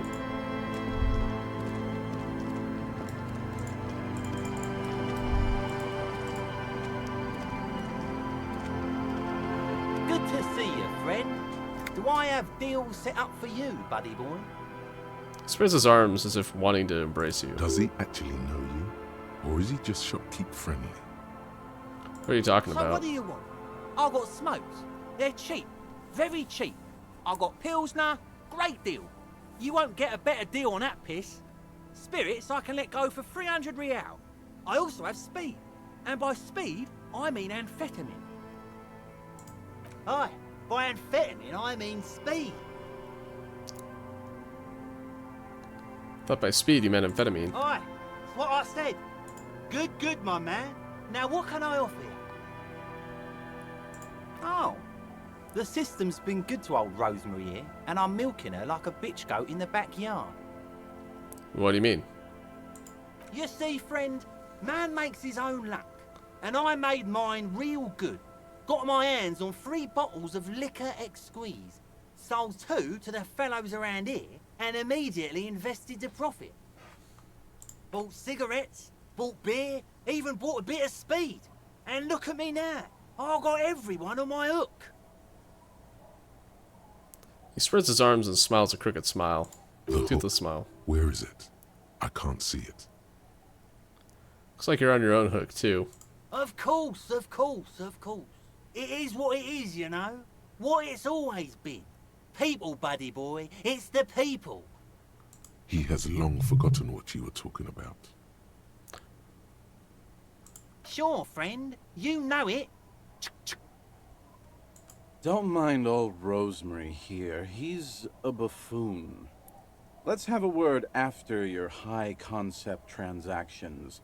I'll give you the lowdown. Oh, this bottle of spirits costs 300 See, real. friend, it's real valuable.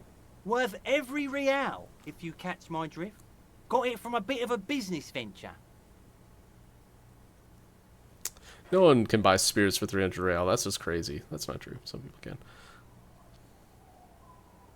You know what's crazy, actually? He grins, then bursts out laughing, then takes 3 gulps of his Pilsner and stares at you intently. He's finding it difficult to focus his watery gaze. What is? What? Keep him talking. What do you mean, what? What did you think was crazy earlier? This guy. He says and shakes his index finger at you. Where'd you get the bottle of spirits from? Oh, this is medicinal spirits. The good stuff. Got it from the doctor's office. I got one of those scientific ampules a few months ago. Torpedo, they call it. It's supposed to keep a man from taking a drink. He spits a nasty yellow clot on the ground before you. Didn't stop me for shit, that's for sure. 5 lemons with half a pack of butter and you're good to go. It's a good tip. I should remember it. It really isn't. In a week, the goddamn kidneys started giving me all kinds of help. Finally, the missus took me to a private doctor's office. Not a charity, the real thing. Those arseholes charged me 4 real to remove the damn thing. But I came out on top after all. They have they no shame for taking money for a service they But provide. the idiots left me alone in there. Now, I used to teach high school biology. I know what doctors use to preserve dead thingies. He gets an excited gleam in his eyes. It's like 3 cans of this blue medicinal stuff from the back room. All Throw the right. snakes out and It's like voila. formaldehyde. Cool. What's left is this beautiful blue stuff. 98.7% almost pure alcohol. 2 I already sold to these fine gentlemen here. But this last one is yours for 3 real, if you want it. Don't say it. I thought it was 300 real. Can I smell it first? I think it'll prove useful, yes. Yeah, be careful. It's extremely flammable. One spark and the entire city of Revachol is wiped off the map. Feels like someone set a mustard field ablaze right inside your nose, then drenched it in tear gas. Your nose is a singular source of pain, but at the same time you don't remember the last time you felt so alive. In all fairness, that might be attributed to the retrograde amnesia. So, what's the deal, friend? Want the spirits or not? 3 real and it's yours, friend. The deal of a lifetime. Well done. You got it. That's a much more reasonable price right there. Makes sense now. I'm going to buy it just because I think it's going to be plot relevant at some point. Just make sure to enjoy that one, friend. In the civilized world, it's a custom to tip the shopkeep, friend. But come back No, in. it's not. Anyway, he weighs you off.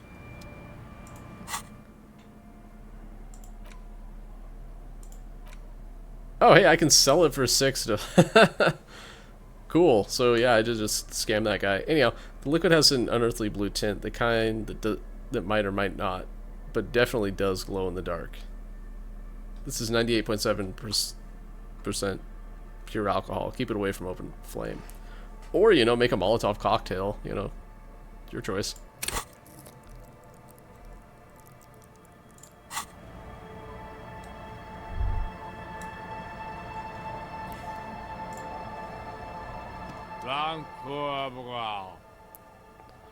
Grumbles an unshaven man with a ruddy nose. He narrows his eyes at you as if in recognition, then turns his head The away. noxious odor emanating from the drunken man is strong and familiar. Don't you call her? Yeah! Don't call Abigail!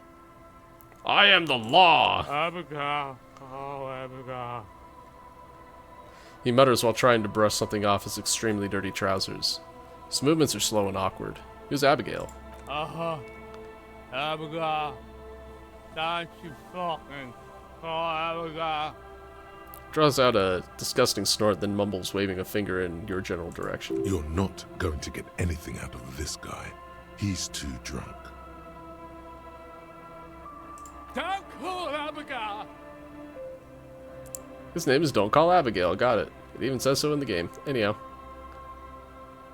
The man hiccups, then mumbles something unintelligible. Why shouldn't I call He Abigail? snorts and beckons you to lean in closer. Let's take some morale damage. Don't call Abigail. Don't call Abigail. He then waves his hand as if shooing you away. Hey, I'm an important official investigation. I demand you answer my questions. There's no use in yelling at drunks. He's barely holding it together. You call that holding it together, dude? The drunk man starts coughing a really disgusting, hacking cough. Don't you fucking call her. Hear me? Abigail? Don't call. Slowly his head nods off to the side. He passes out, tongue dangling from his mouth. There was little chance he'd be a reliable witness anyway. Okay. What about you? You seem to be the most lucid of the bunch. Tequila! Never mind. A 30-something man clad in a two-piece Lycra TM tracksuit puts down his Pilsner and extends a hand in greeting. Good to see you. How's business? How's the whole reality situation treating you? So what's happening? Picks up the beer. Wait, tequila, nice meeting you, but I've got to go. Yeah, Tequila Sunset. How are the, high-concept, reality-based adventures proceeding? He says it like it's obviously your name. Like you call someone Billy Brunel or leader of the 4th Street gang. Not so hot. I'm on a 50-year losing streak. Reality, it makes me aggressively sad. I don't know. People tell me I'm a cop getting used to that. I've re-entered reality to conquer it, to bend it to my will. I am the law. That's the spirit. I used to shape reality into my image a long time ago. Those days are over now. He looks at his shit-stained liquor jacket with a grim expression. Sadly, things aren't going that well in Liquor TM Doom even. Spiral Land. Haven't found those keys yet, haven't won that great piece of ass back. No word from my business buddies. Takes a sip from his beer. Idiot Doom Spiral, huh? This is bound to be a good, high-concept conversation. At last. What do you guys do around here? Could your pals sign this document? What is a tequila sunset? You keep saying it. We are saving the world. He looks at his comrades. Please. Please don't go. Don't go. Begs the man in the pipe. Okay, we're drinking. We're drinking alcohol. That's what we're doing. I tried to save the world once, a long time ago, with enterprise, creativity, and willpower. But that didn't work out. So now, it's a pirate's life for me. What is a tequila sunset? You keep saying It's it. you. Your tequila sunset. How do you know this? We've met before. Don't you remember? Let's say that I don't. No, you sure don't. Aha. Do you want to know how Tequila Sunset came to be? Yes. Mm-hmm.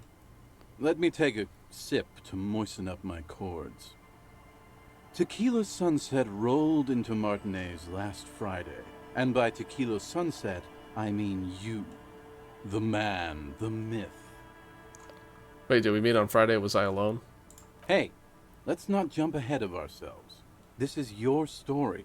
Stop interrupting. Takes another sip, then continues. You got here on Friday to solve a case, hoping to be the early bird who gets the worm. And by the worm, I mean the buzz. Because as far as I know, all you did was get piss drunk. Word on the street is you went around the local hostel telling people that you're a police officer, and that it would be really fucked up if you shot yourself in the head, right in front of them. That's pretty high concept, if you ask me. It is. The lieutenant's brow is furrowed. He's listening as casually as he can. What happened then? It was a late Saturday night when we, the Union of Moribund Alcoholics, were getting our drink on. Nothing remarkable about this. We get our drink on 24/7. Makes everything warm and glowy. I trust you know the feeling. One moment we hear the sound of a motor carriage revving up somewhere on the plaza, followed by a series of dings and bangs. Do you remember the sound of wood cracking? The billboard. Why did I look in here? I don't know. Oh, because I was looking at experience. Okay. Naturally, loud noises pique the interest of anybody owning a pair of ears. That's just the reality we're in. Naturally. Anyway, there was a brief silence. A gasp of silence, if you will. Followed by a real commotion. We heard the carriage careening towards the coast at top speed. Sounded like someone jumped the canal. We grabbed our brewskis and rushed to the jetty. Never underestimate the speed of an alcoholic. 3 men are standing on a wooden platform extending out from the shore of a dilapidated fishing village. Their cheeks red, spirits high, beers in hand, eyes glazed over. What we saw was a sight to behold. A beat-up police carriage containing you. Right there on the beach. You revved the engine and screamed at the top of your lungs. The time hath come! So, naturally, being the curious cat I am, I asked what time hath come. To which you replied, Tequila sunrise. The time hath come for Tequila Sunset, the end of all things. Oh god, what happened next? Say nothing, it's more dignified that way. Every word is true. Tequila sunset will break the looms of reality. Yeah, looms. Why not? Then you jammed the pedal and plowed right off the jetty and through the ice. Damn. We landed it. We ran towards the ice whilst you crawled your way out, miraculously unhurt, covered in seaweed and shit, like some kind of sea monster. When we finally got there, you were sitting on the beach crying. You said that your badge and uniform were in the car. It was too late to get in there, though. The carriage had sunk too deep. In this way, you and your motor carriage have a lot in common. Recognizing a brother in need, we offered our condolences and invited you to party with us, which you naturally agreed to. We asked about the whole Tequila Sunset thing, and you told us it was your name now and insisted that we all call you that from then on. Yeah, I agree. He smiles. How long do we party for? Hours. It was an all-night drink-a-thon. Then, at some point, I think it was Sunday morning, you got belligerent and wanted to talk about Revacholian women. How they're beautiful and also whores and so on. Give me a conceptualization How one check. of them fucked you real bad. After a short while, you crossed the event horizon, looked sullen, got up, and left without saying anything. Wow. That's quite a story. Who asked you, Kim? Yeah. I bet Tequila's a fucking legend around the precinct. You must be proud to work with him. If you only knew. Did I tell you anything specific about that person that fucked me? Did I mention losing anything else? Did I say anything about my colleagues? Did I say anything about the case? Can we talk about politics? Did you get a read on what kind of cop I was? I don't need to hear anymore. You were pretty vague about it, but you kept saying you got fucked real hard, and that we've all been fucked too. No one's fucked me. I do the fucking around here. Abigail. It seemed pretty painful, to be honest with you. If I had to guess, I'd say you're still working through some shit.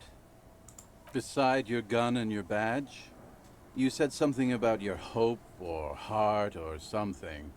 To be honest, the details are a little hazy. In retrospect, I guess you lost your motor carriage too? That's a big one. What about my colleagues? You told us that they were a bunch of fucking losers whose main interest was cramping your style. No specifics, though. It was more about you that night. You were the star of the show.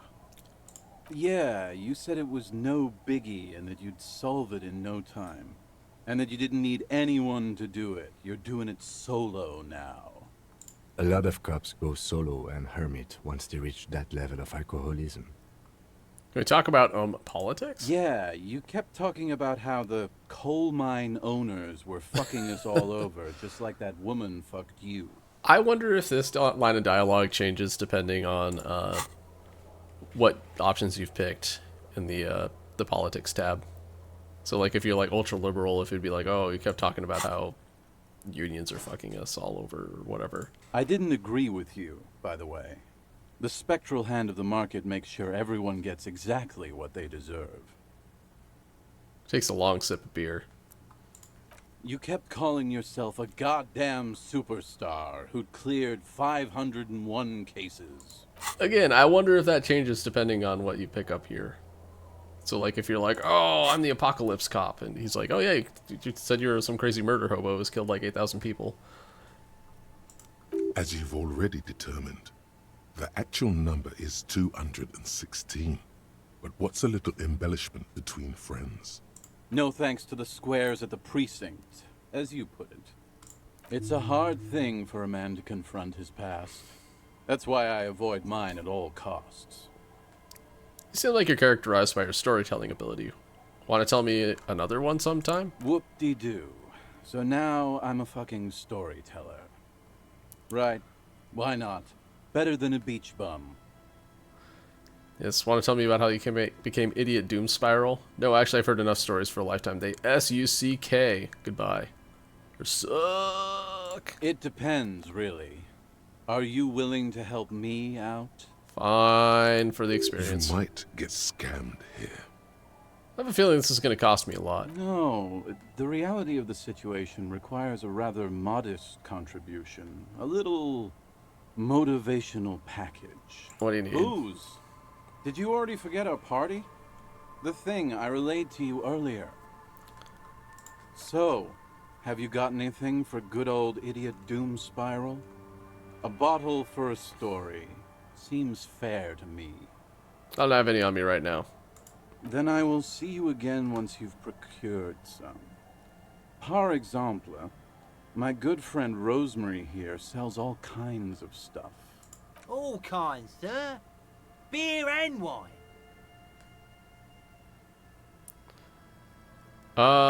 What's it about? I'll let my hand address the situation. Maybe you've heard. I used to be a very successful businessman. I've signed more than a few lease forms or whatever the fuck they were. Anyone's got a pen? The pro's gonna do it. I got a freebie when I purchased a whole carton of cigarettes. Smoke cigarettes, get a free pen. Deals don't come any sweeter. Sure. The writing under the tiny crown logo reads, Royal Extra. Thanks, Rosie. Done a great service to the community, the RCM, and to Revachol. Damn, I probably shouldn't have done this, whatever. Glad to have been of assistance. After all this time, I feel like I've made a difference. Although I think that this The is... incapacitated drunk lay there snoring like an ancient, rusting tractor. Thank you for your help. Should we go and mail this? I think I saw a mailbox on the platter. Okay, what's on your mind? You too, Tequila Sunset. Alright, how much is it going to set me back to buy... The legend! He's back! And first, Okay, that's not that much. I got smokes, and piss, and a little bottoms up, Captain. I think that's less than the wine that I have. Tequila Sunset. He nods in appreciation. Of course. Drink first, story later. Here it is, I got a potent Pilsner. Give it. Not much, but it will do. He grabs the bottle from your hand and uncorks it immediately. Hey, Spiral Boy, you gonna share that? One of the other bums interjects. Gurgles the near comatose man. Shut up, guys. I'm telling a story here. Something happened to you. Something happened to me, too. My actual name is George, but around here, you already know. I was once a reasonably high net worth individual, a founder / junior partner at a high concept creative services agency. When my story begins, I had just landed a major contract with an insurance firm. Go on. I used the profits from my agency to finance what I call a cultural incubator. Abstract value generation, value per person, high concept stuff. Okay, you're at a high concept creative services agency. Okay. I developed the paradigm, worked within the paradigm, but the burden of leadership weighed heavily on me. So I went jogging every so often to keep myself sane. Okay, so he's using a lot of just like random ass business words. What did you do? How many people did you have working for you? 22 full-time employees, an all-star team, a potentially historical set of individuals. Worrying about them often kept me up well into the morning hours. Jogging help? It did. With my trusty Sansarique tracksuit, I felt like I could conquer the world. But now dreams are worn thin, much like my tracksuit. He says thoughtfully, brushing dust off his shit-stained pants. What happened? One day I left on my evening run. As you may know, it's impossible to clear your head when you're distracted by the sound of keys jangling in your pockets. He shakes the bottle and it makes a ringing sound. His eyes are clouded, his dilated blood vessels encircling his irises like stinging brambles. His eyes are your eyes.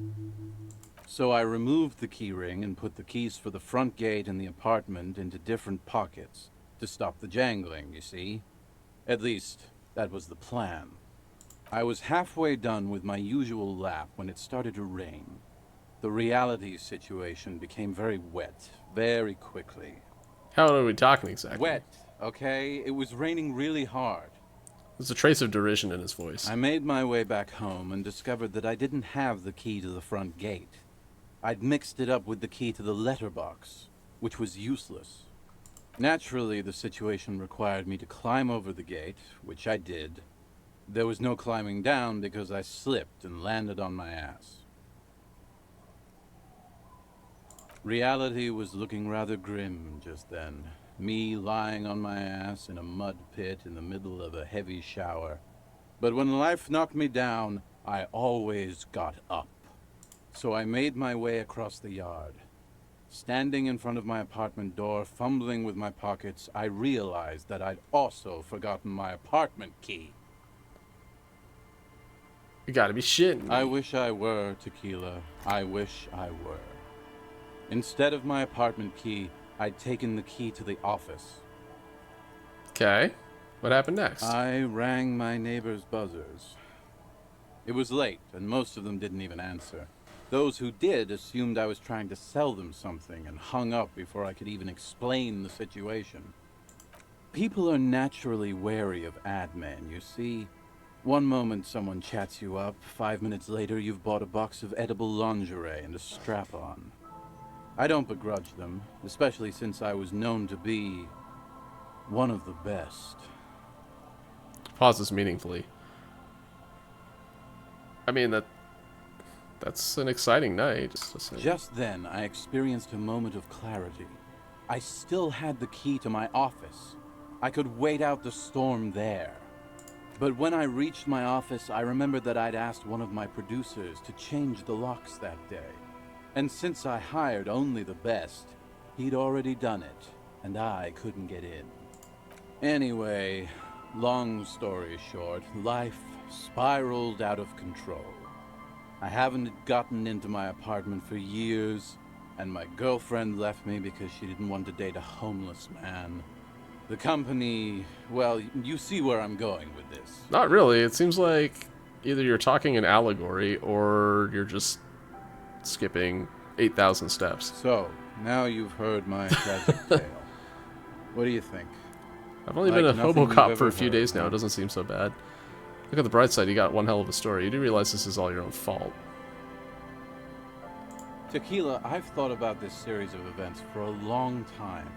If there was anything else to it, I would have thought of it by now. Why didn't you go to the authorities? Yeah, why didn't you call your landlord? Well, at one point they came to me, but, you know, I didn't have any ID on me. So they tossed me in jail for 2 days. I can't say it increased my faith in the RCM. No offense, gentlemen. What? Okay. I've only been a hobo cop for a few days. The hobo lifestyle definitely has some perks. Not having to pay rent, first and foremost. Not being responsible for 20 other people is nice, too. But that charm wears off pretty quickly. Before you know it, you're wearing a shit-stained tracksuit and spending your days picking tear. Why do you keep losing all your stuff? Good fucking question, Tequila. If I knew the answer, you think I'd be hanging out on a beach in this formerly premium but now extremely dirty two-piece lycra tracksuit? I used to own my reality situation. My business buddies and I had our own creative services agency. I had a nice apartment, an even nicer piece of ass. But somehow it all got away from me. Now I can't hang on to anything. Just last week I stole this nice new jacket, but then I lost it too. The only things I haven't lost are these two drunks. A lost jacket? Sounds like a mystery you could look into. What's the name of your agency? My agency. Man. The Boom Boom Room. Our concept was combining high art with the lowest forms of marketing. The color red, breasts, and oil painting. I convinced my partners to reinvest some of our profits in an even more high-concept cultural incubator called Thin Air. The artists were happy, the clients were happy. I was financing a group of poets in East Revachol who were developing a new universal poetic language. But then it all went to shit. Sounds intriguing. What say you, Art Cop? If it sounds like it makes no sense, that's because it doesn't. Mixing oil painting and breasts to make ads isn't high art, it's just cynical wankery. So high concept, I have no idea what it means. Man, mixing high and low, commodifying culture, that's extremely my shit. Well, you know, sex sells. That's the first rule of advertising. Maybe, but it's still tired. Maybe you're right. Who knows? Maybe we were behind the curve? We were fucking rich, though. That much I know. What's up with the tracksuit? What? You've never seen 100% Lycra before? Go on. Feel that primo material. The man extends his arm. Okay. Pretty nice, huh? This might be one of the last of its kind. Should probably be in a museum, honestly. Takes another sip. Good God. It's nearly impossible to describe how dirty this texture is. It's like rubbing two jellyfish skins together. You feel about 15% less human for having touched it. Randomized trials have also found Lycra, TM, to be associated with a number of exotic, highly malignant cancers. So you also have that to look forward to. Yay! Well, I probably have lots of other cancers to look forward to, considering I'm in the plume of a failed, melted down nuclear reactor that he's basically spent the last 30 years doing alcohol and drugs constantly. What else? We're probably in an area with like lots of mercury and lead and asbestos and stuff like that. We have all the cancers right now. Anyhow. And then there's the smell. But you don't even want to think about that. Ooh, can I conceptualize how bad it smells? Wow, you're lucky. He never lets me feel it. That's because your paws are fucking filthy, Rosie. We're right next to the bay. You could wash them any time. My fellow members of the Union of Moribund Alcoholics, they're exactly what they look like. Hey, tequila! You want to buy some speed? No, I just found a bunch in a barrel on the other side of town. What? No. Shut the fuck up, Rosemary. He's a cop, remember? I thought he was a cool cop. A superstar cop. A gurgling sound comes from the direction of the non-responsive man. And yeah, you're already acquainted with abs. So yeah, that's basically us. We drink together. Tequila, it's a verifiable tragedy. It was practically brand new. Sure, it didn't really go with my Lycra threads, but it did itch a lot less. Say, you're a detective, right? Maybe you can help old Doom Spiral out.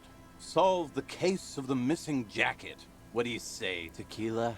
Wait, you're asking a police officer to help find a jacket you stole and then lost? Okay, sure, where'd you lose it? I don't have time for this. Yeah, exactly. You're here to serve, right? Well, I mean, I'm going to keep it for myself, but yeah, where'd you find it? If I knew Lose it, whatever. where I lost it, don't you think I'd have it? I mean, maybe I was up by the boardwalk, or walking along the beach, or checking out the abandoned fish market. So somewhere on this side of the canal, noted. Somewhere north of here, that's for sure. You could ask around, see if anyone's seen it. I'm all ears, Tequila. Got any more stories? I do. But as you can see, my fuel tank is running quite low. All right. Catch my drift? She's already gave you some. I don't want to keep doing that now. Don't do it now. Then I can't keep on telling the stories.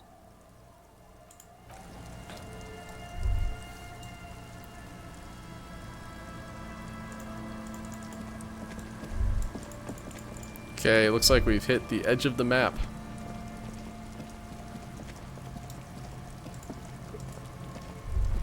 A drop in temperature An easy flow of air, an empty street.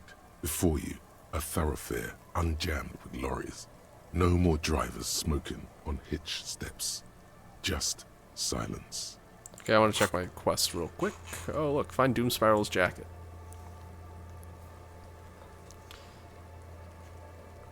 Okay. What does the smoke smell like? Chemically sweetened. Across the road, a forgotten bus stop. Corrosion has opened a hole in its roof. An elm tree watches over the building. Its branches are dripping with rain and snow. The road is smooth and motley. Craters filled with a black asphalt. The asphalt, first laid, is grey already. A row of tenements are under construction in the distance. Who are the people who live across the road? A tub warm with water, white with soap. A man bathes while radio waves transmit the lottery numbers. 4, 18, 21, 4, 1. A modern washing machine rattles a drawer full of silverware. What about the bus stop? Number 312D. Young girls used to come here, huddled up, hoping for more warmth than their thin coats give them. The bus took them to school. It has not run for 8 years. There were not enough girls to sustain its cost. What about the road? Craters pocked the surface. Children played in them until heavy trucks full of black pitch rolled in. The landowners have filled the craters with money. It is a vital artery of the flow of trade. There's one bump on the road. A dead dog lies flat about 200 paces away, right at the turn. Tragedy comes from the wheels of a fast RCM vehicle, hurrying to work. The cold washes over you. The sound of the sea has grown distant. I'm surprised I didn't take morale damage on that. The wind moves the aerosol. A detective stands behind the boom barrier. A breeze moves a curl of his hair. Why did you kill the dog, Harry?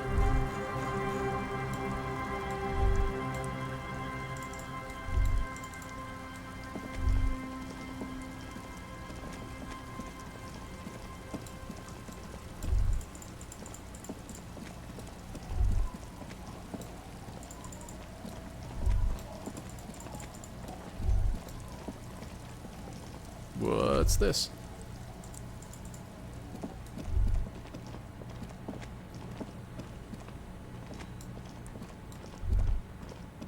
Oh, I see. Hold on. Someone's broken down the fence and the barbed wire. What could possibly go wrong if I go in here?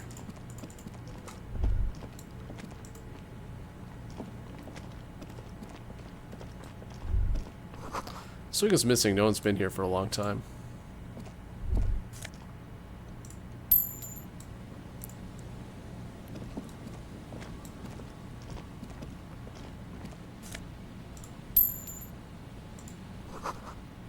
Wind is corralled by the 4-story buildings around this yard.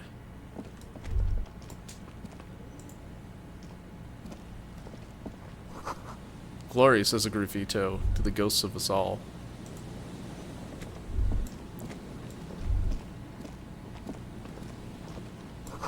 Someone has left the collection, the music collection beneath the tarpaulin. Oh man, is this a sad song? Oh yeah, the smallest church of St. San. It's karaoke time, everybody.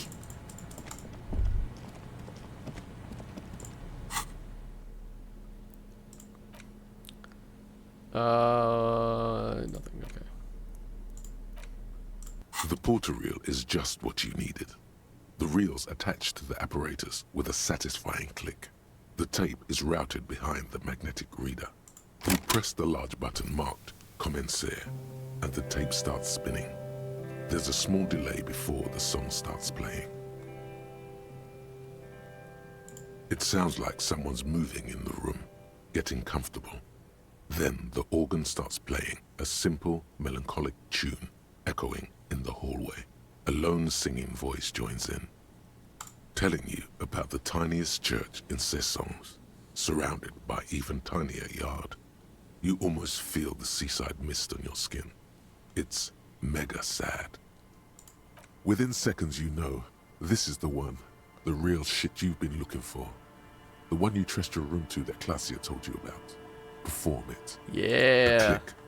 Then silence for a bit. Then the tape stops spinning. Could I sing this for karaoke? I think I could sing this. No, I couldn't. It's too sad. I might cry and trash the room again. Scratch that. I already am crying. And I look dumb and old. Of course you could sing this. You could take sad to a whole new level with this. And you already know the lyrics since you've listened to it like a million times. Yup, they're all here. All 3 verses. And the B-side of the tape contains the instrumental version. It's like the world itself is telling you to do it. Only one obstacle stands on your way. Nothing can stop me now. Gart. You have to convince Gart to let you sing karaoke in the whirling. After you've won him over, you can express yourself. Let the pain out. Make everyone understand. Didn't I already convince him? Oh no, I didn't. What? The lieutenant watches you pack up the boombox. He doesn't say anything. It's because that entire conversation was in my head. Alright, let's go see what, oh, I can quick travel there. See what the, check on guard is. Oh, I guess I kind of count as being in a building, huh?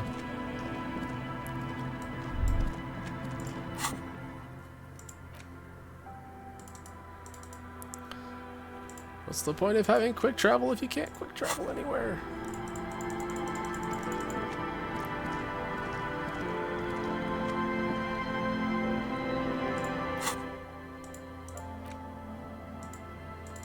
Alright, man, I don't know. We'll run back, it's fine.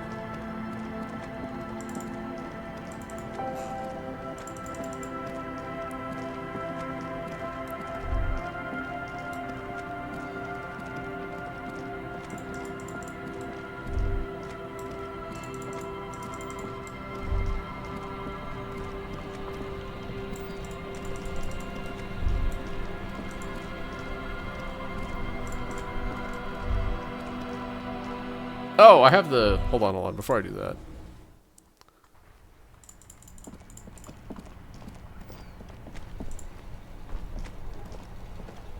The dented yellow mailbox greets you with its graffito, bullet holes, and an RCM sticker. I knew we'd get used to this mill. Yes. Yeah. For sending mail. Yeah, all that stuff. You drop the white envelope in the darkness. It lands with a soft thud on what sounds like a couple of letters. About a week's worth of mail as collected in there. They'll empty this very soon. Probably did the right thing. You can't trust that slug, Everard. You know he's going to play you somehow. All right, let's go back to Everard. If we don't mention anything to him, he won't know before it's too late.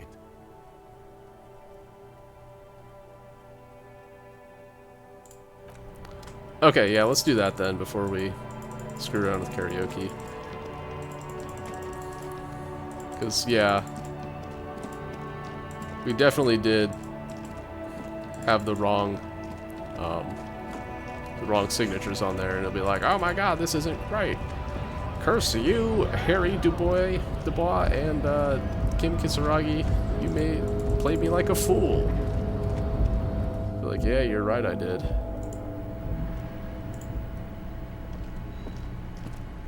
The file cabinet stands steady as ever. Actually, hold on. The unlocked drawer slides out to greet you. Here's what I'm gonna do. I'm gonna fail this intentionally so I get my morale back. Look how blurry all the lines on these papers are. How unwieldy your own willpower is to yourself. You're like an absurdist Samaran monk, focusing through not focusing. Hermeneutics was almost within your grasp, but now only vague letters float before your eyes. Less meaningful, but aesthetically more pleasing. Damn, I got 2 heals off of that. Cool. Could I actually focus through not focusing? If I let my eyes go completely out of focus, all shapes start melting into each other. Is that what you're doing with those photos over there? Yes. Right. This is probably not relevant to our case. After all, we're not investigating an accounting mystery. Hundreds of and the same, you already went through all of the drawer slides.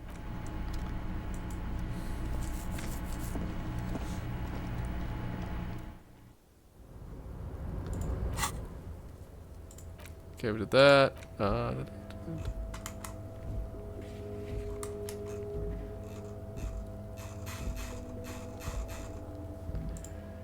Wait, was that the Kim Volition one that I've been looking for all night? Alright, cool. We found it.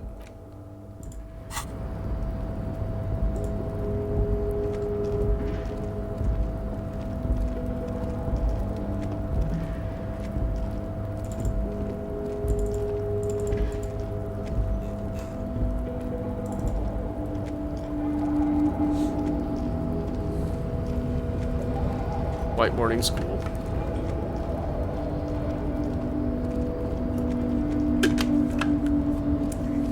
It's like auto run.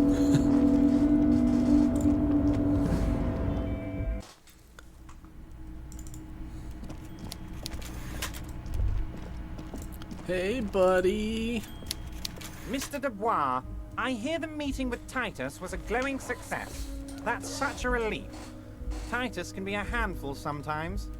Now, what can Everard Clare do for you today? Why is Everard Clare talking about himself in the third person? The Golden Boy returns once more. Wonderful. Simply wonderful, Harry. Of course.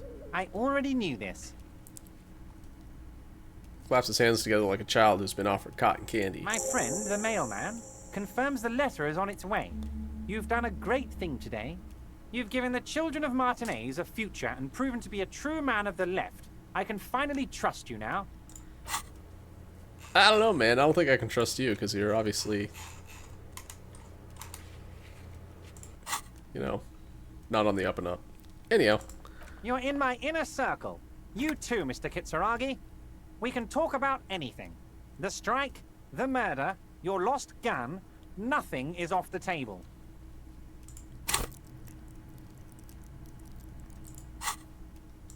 Well done, sire. By guile and deceit, you're in. The signatures I got. I know you plan to force them out with the construction noise. Harry, by now you should know I would never do anything tricky like that. However, if the construction noise and limited street access makes some people consider moving, well, let's just say there'll be freshly renovated buildings near the roundabout where those poor people can finally enjoy a significant uptick in quality of life. I'm talking real affordable workers' palaces. He proudly spreads his hands to demonstrate the size of the palaces. They're very large. So the village is doomed. Lieutenant says grimly. You were there. You saw the place. A wasteland. There's nothing left. But mark my words, officers. We are going to reset it. Reset. I have big plans for Martinez. And they do not include humans living in those pig sheds on the coast. That land will be used for municipal buildings and commerce. Mm-hmm. Harry, imagine a youth center supermarket church complex. Employing hundreds, no, thousands of people. The coast will be lit up with enterprise and life. All those ruins out there turned into low-income housing. Harry, enough is enough. We're taking this district back. The war was 50 years ago, for God's sake. It's time to move on.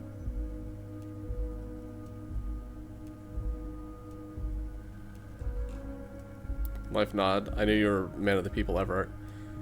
This? Yes, I do. I got the center, I got room for a retail complex, and in 4 years, I'll get the church too. Why do you need The wheels are already turning, Harry. The wheels of progress. This post-war limbo, I won't stand for it. There are kids practically playing with their own feces out there. It cannot go on. And then there will be a giant statue of him, towering above it all. Wait, will you erect a statue of yourself? I'm not a symbolist, Harry. I'm a realist. My statue will be Martinez rebuilt. 5-story building complexes, kids off speed, and landowners in a zone hating me. That will be my statue. And yours. We're doing this together. I knew you were up to something. Sounds like you got this. You can rely on my vote. Damn right I'm up to something, Harry. I'm gonna make the working man as rich as Joyce Messier. That's my job.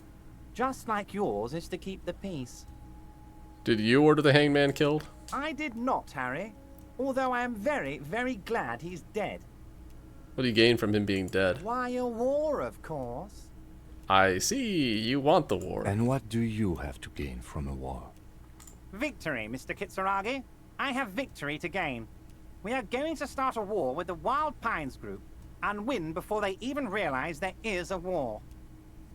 Have you ever heard what 2 giant Sorae's hornets can do to an entire colony of bees? They destroy it. Trained military people, aren't you afraid for your men? I have.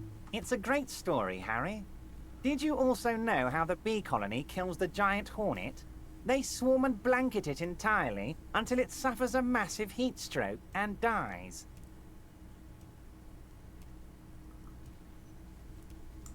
Harry, we outnumber them 1,500 to 1, and that's just Martinez. With all the unions in Revachol, and with public opinion on our side, we can hold off 2 men, or 15 men, or even 50 men.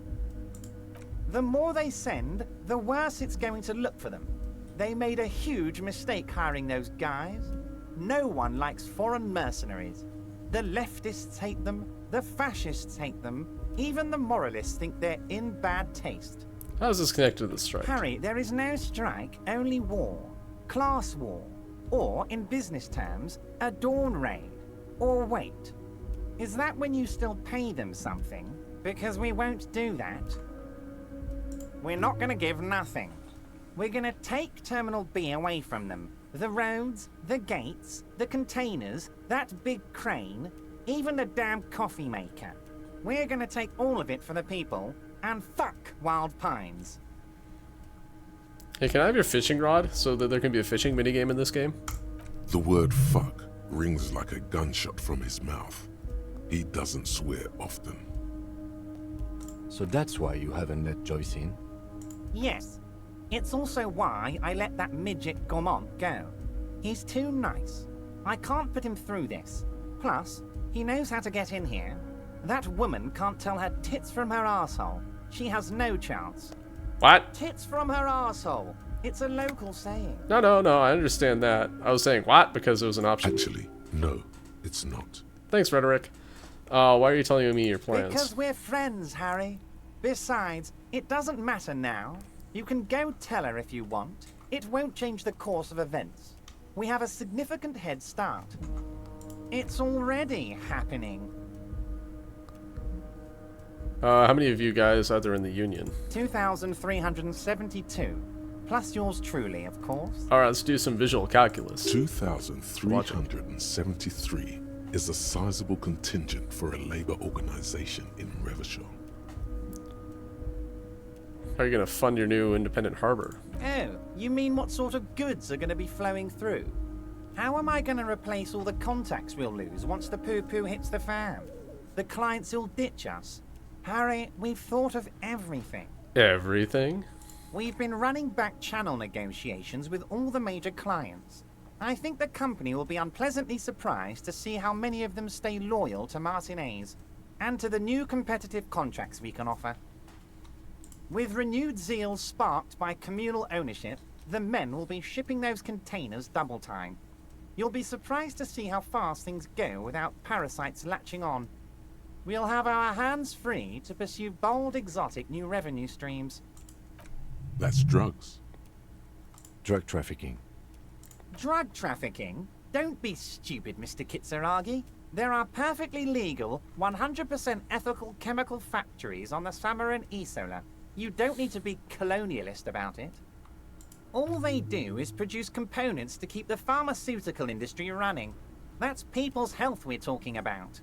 Old grannies, little babes, people with disabilities. Digging it, Everett. I have to say, I'm digging this part. So am I.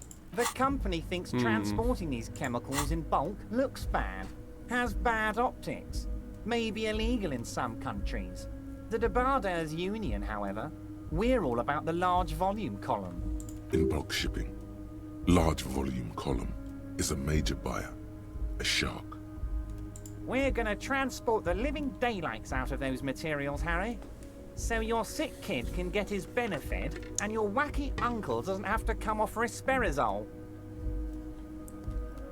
Benefed is a children's cold medicine, usually apricot flavored. and risperidone is used to treat severe psychosis. This game is all about apricots, isn't it? And the kids on the street can get speed and pyrrolidone. I'm an old-fashioned guy, Mr. Kitsuragi. I sometimes grab a beer with the boys, but I have no idea about the things you just mentioned. He smiles. But if I were to supply slime bag. ingredients for some sort of rainbow party, I would make sure the Union took a fantastic share. And I'd keep that stuff far away from Martinez. Oh, you mean shoving it into Jamrock again? Yeah, I see what it is. He's basically admitting to it. Drugs are a no-go for me, I'll report this. I have to admit, that's a well-put-together plan and far removed from you. Interesting stuff. I just want to solve the murder, okay? Makes sense to regulate the drug trade like this. Keeps it out of more dangerous hands.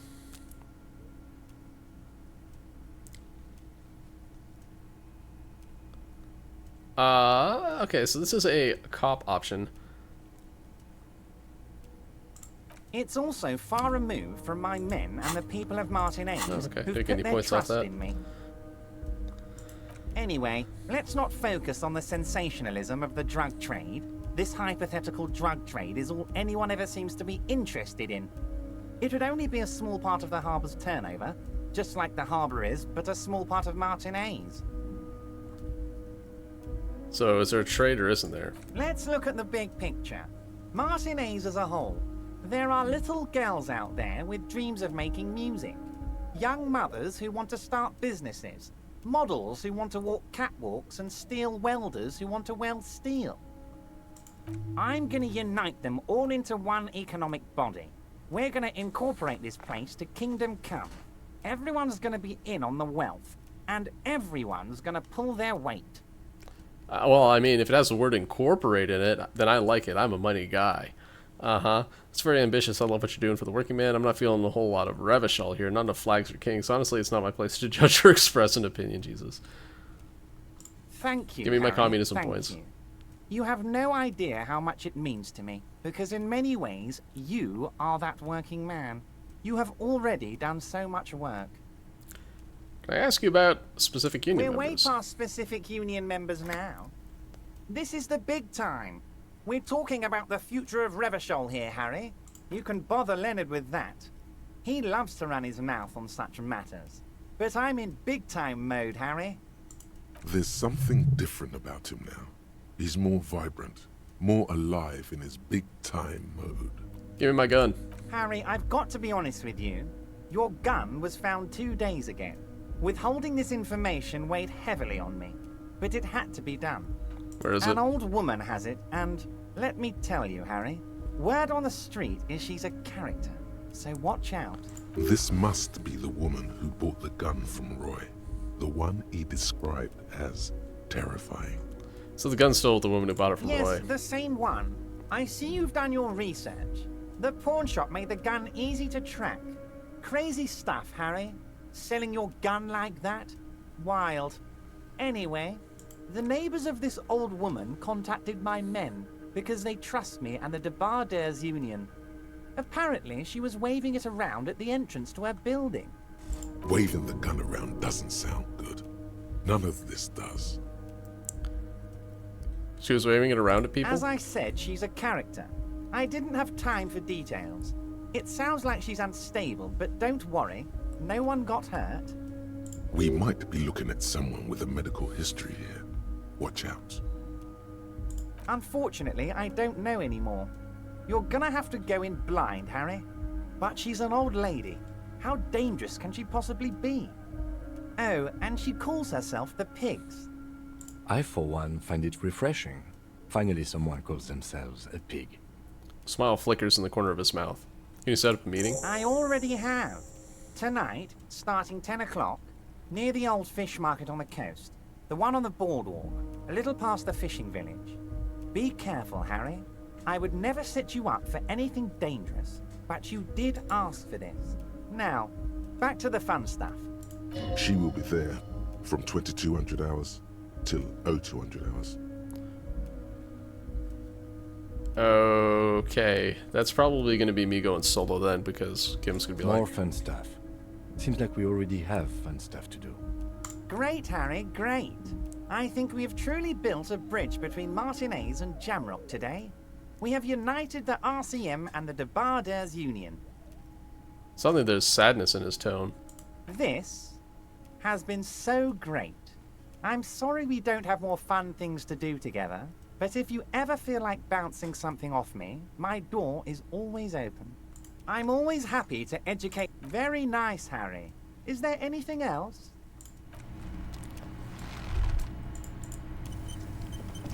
Okay, we got an autosave.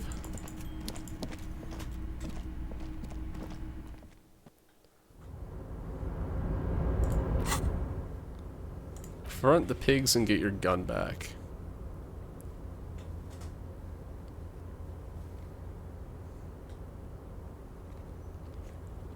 Okay, so I'm probably gonna have to do that today. Yeah.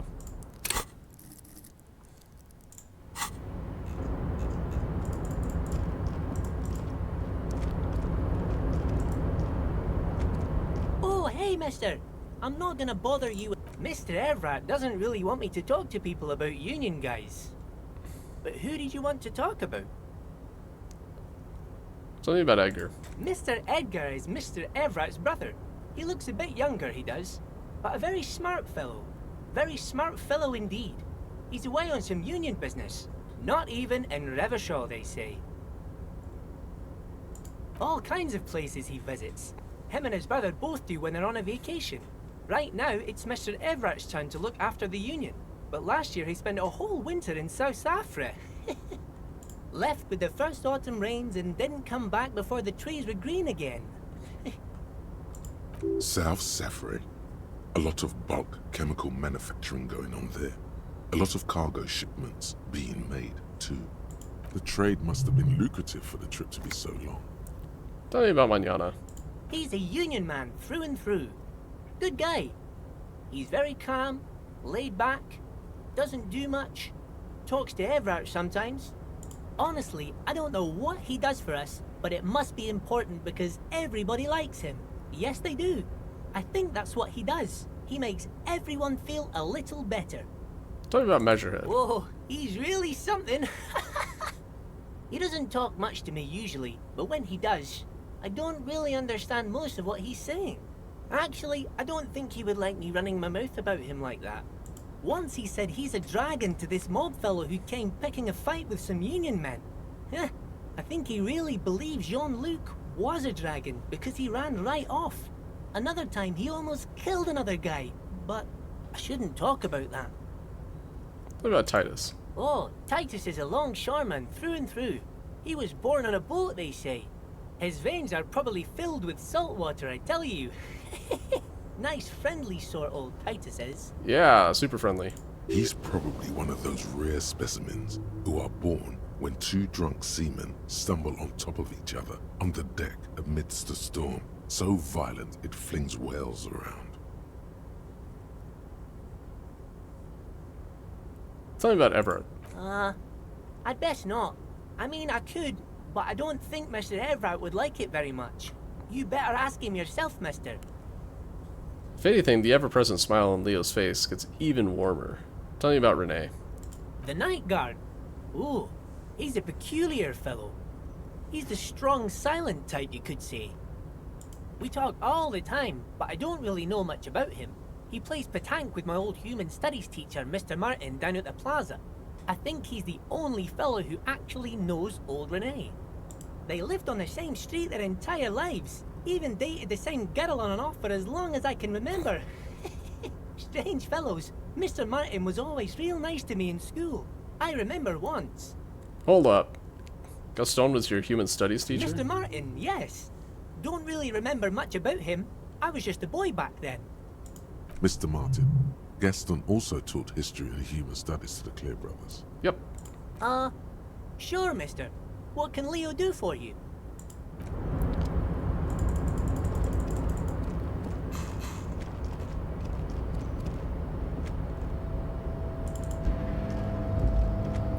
Alright, I'm gonna go check on the, what it's gonna take to convince... Oh, what's this? Composite eye of halogen lights watching you emitting a low buzz. Okay. Weird that I never got that one. Anyhow, I want to see what it will take to get Gart to let me sing karaoke.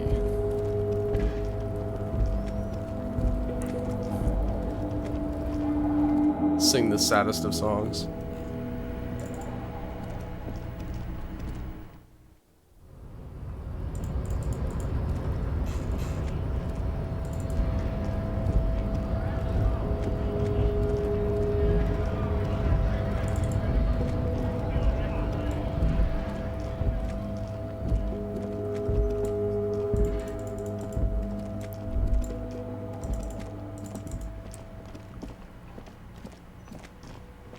See if we got a different crowd inside the,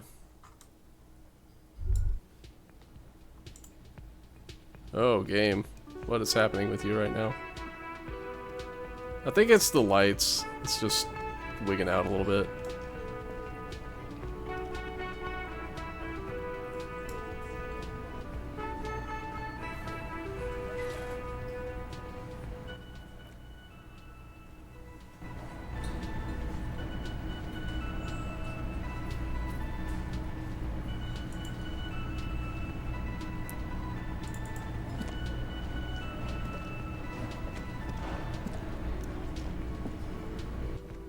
Can I help you? Gart, I need to sing karaoke now. No, you don't. It's not happening. Why not? He tries not to look at you. It's dangerous to acknowledge the karaoke man. You need to approach this situation logically. Ask him why he has the PA system installed if you can't use it.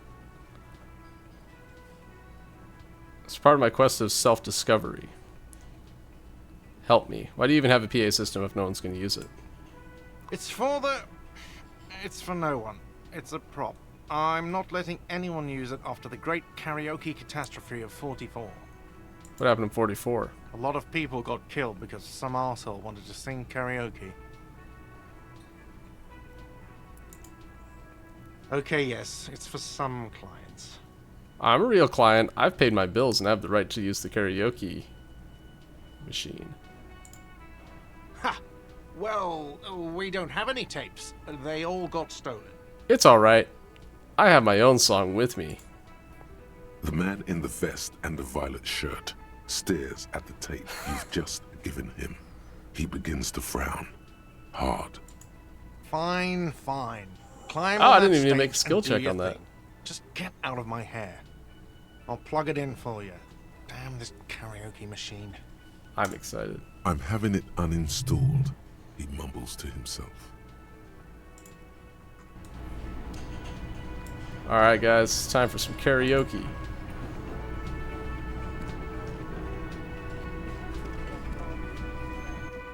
The Maybe. stage is all set up for your performance. Feels silent.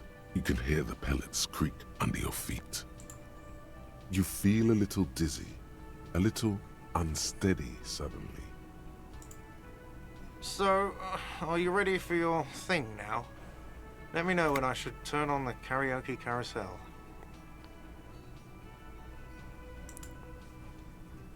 The bar is full and buzzing with chatter.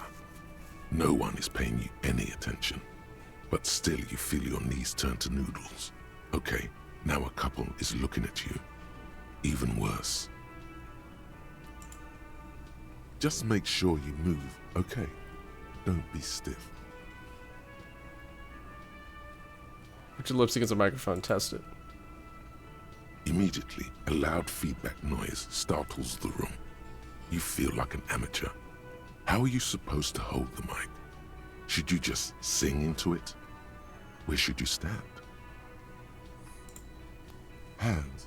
Where do you put your hands? Oh no! That was with the success too.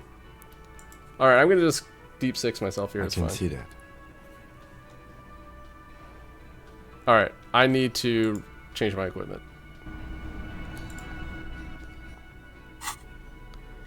Because I do have some drama pieces. I can put on the bow tie. Boom.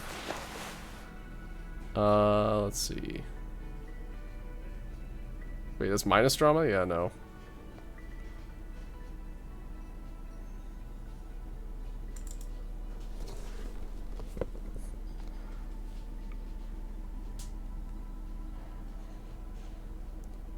Alright. That's +3 drama. That's gonna have to do. I kind of wish that I hadn't. This will actually negate all set up the negatives, so this will be like a 75-ish. You feel a little dizzy. So, are you ready for your thing now? Let me know when I should turn on the karaoke carousel. Throwing in some dance moves? What? Hell yeah. The air is thick with anticipation. Okay, I think I might have passed it a little bit. Someone dims the lights as the music starts. Okay, here we go.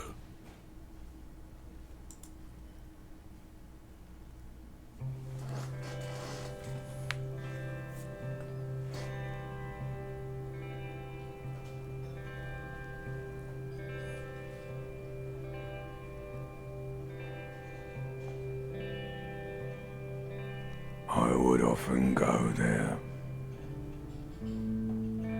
to the tiny church there. I'm kind of disappointed that this is stuttering so hard right now. The smallest church in San San.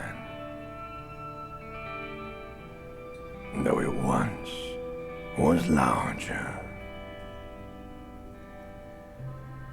How the realm may rest there. Down through the mist there. Toward the Seven Sisters. Toward those pale cliffs there. I would often stay there. In that tiny yard there. I have been so glad here. Looking forward to the past here. But now, you are all alone. None of this matters. No, none of this matters at all.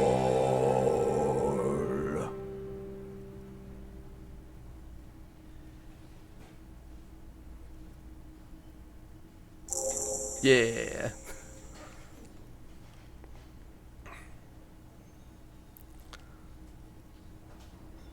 Yeah, it was Ancient Reptilian Brain singing it.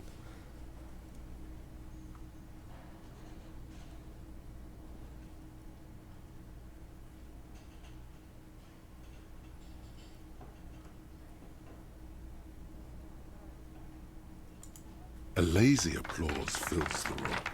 You feel your hands shake as awareness of your body returns to you. Thank you, Ancient Reptilian Brain. I want to dedicate this song to whoever wrote that fucking letter. Still love you. Thank you very much, asshole. I'd like to dedicate this song to my partner, Kim Kitsuragi. I'd like to dedicate this song to Gart for letting me sing it. It's all shit, Gart. I'd like to dedicate this song to the pale nothing that will devour the world. And dedicate this song to the RCM. Please don't fire me. I want to dedicate this song to anyone. I performed it myself.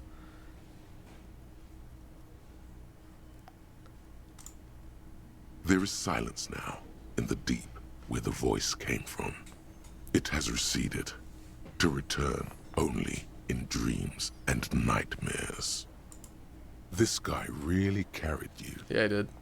The microphone amplifies your voice in an uncomfortable manner. Someone coughs.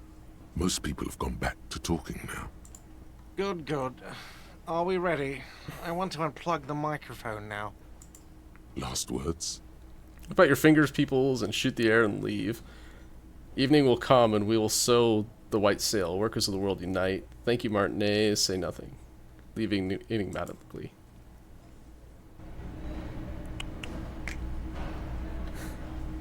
I have the finger pistols. I'm gonna use them, damn it. Yeah, this is rough. I'm going upstairs before. My eyeballs burn out of their sockets. Anyhow.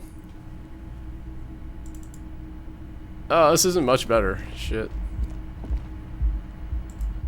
You should pick that fat, juicy cigarette butt from the tray, light it up, and smoke the living shit out of it. The what now? The living shit. Your mesolimbic reward pathway does not mince words. It wants smokes. Am I a smoker? Who knows what you are? A monster, a murderer, the gnome of Jeroma? You feel like a smoker, especially when you look at that juicy, succulent, seductive cigarette stub, still smoldering deliciously.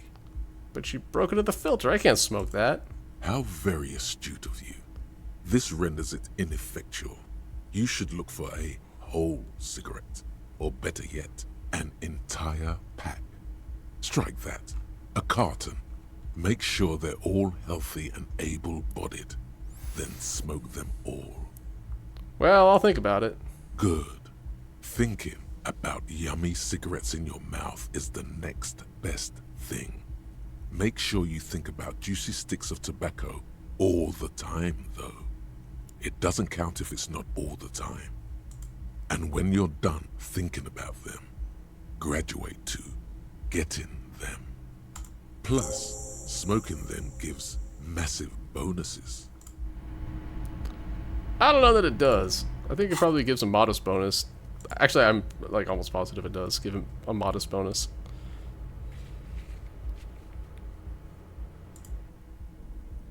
What did I get here? Oh, no, I got it back. Wait, no, I did lose something. That's fine, whatever.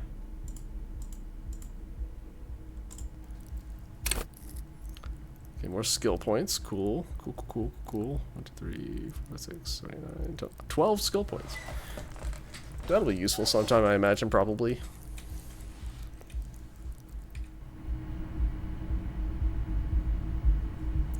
Alright guys, it's getting pretty late. I'm going to go ahead and call it a night here. I will be picking this game up sometime. Possibly on Sunday. We'll see. Might be next week sometime. Because, yeah. So basically I've been playing this game while my thumb's been healing. I cut it about a week and a half ago. Which I'm like a stream or two away from finishing Final Fantasy 16. I've been running a first playthrough of that as well. So I'm going to be doing that on Saturday. I'm going to try and do it all in one go. We'll see how it goes. But yeah. Next stream though will be on Thursday. There was a new update in Nova Drift not too long ago. And it looks fun. So I'm going to play some Nova Drift on Thursday. So anyhow, thanks for hanging out everybody.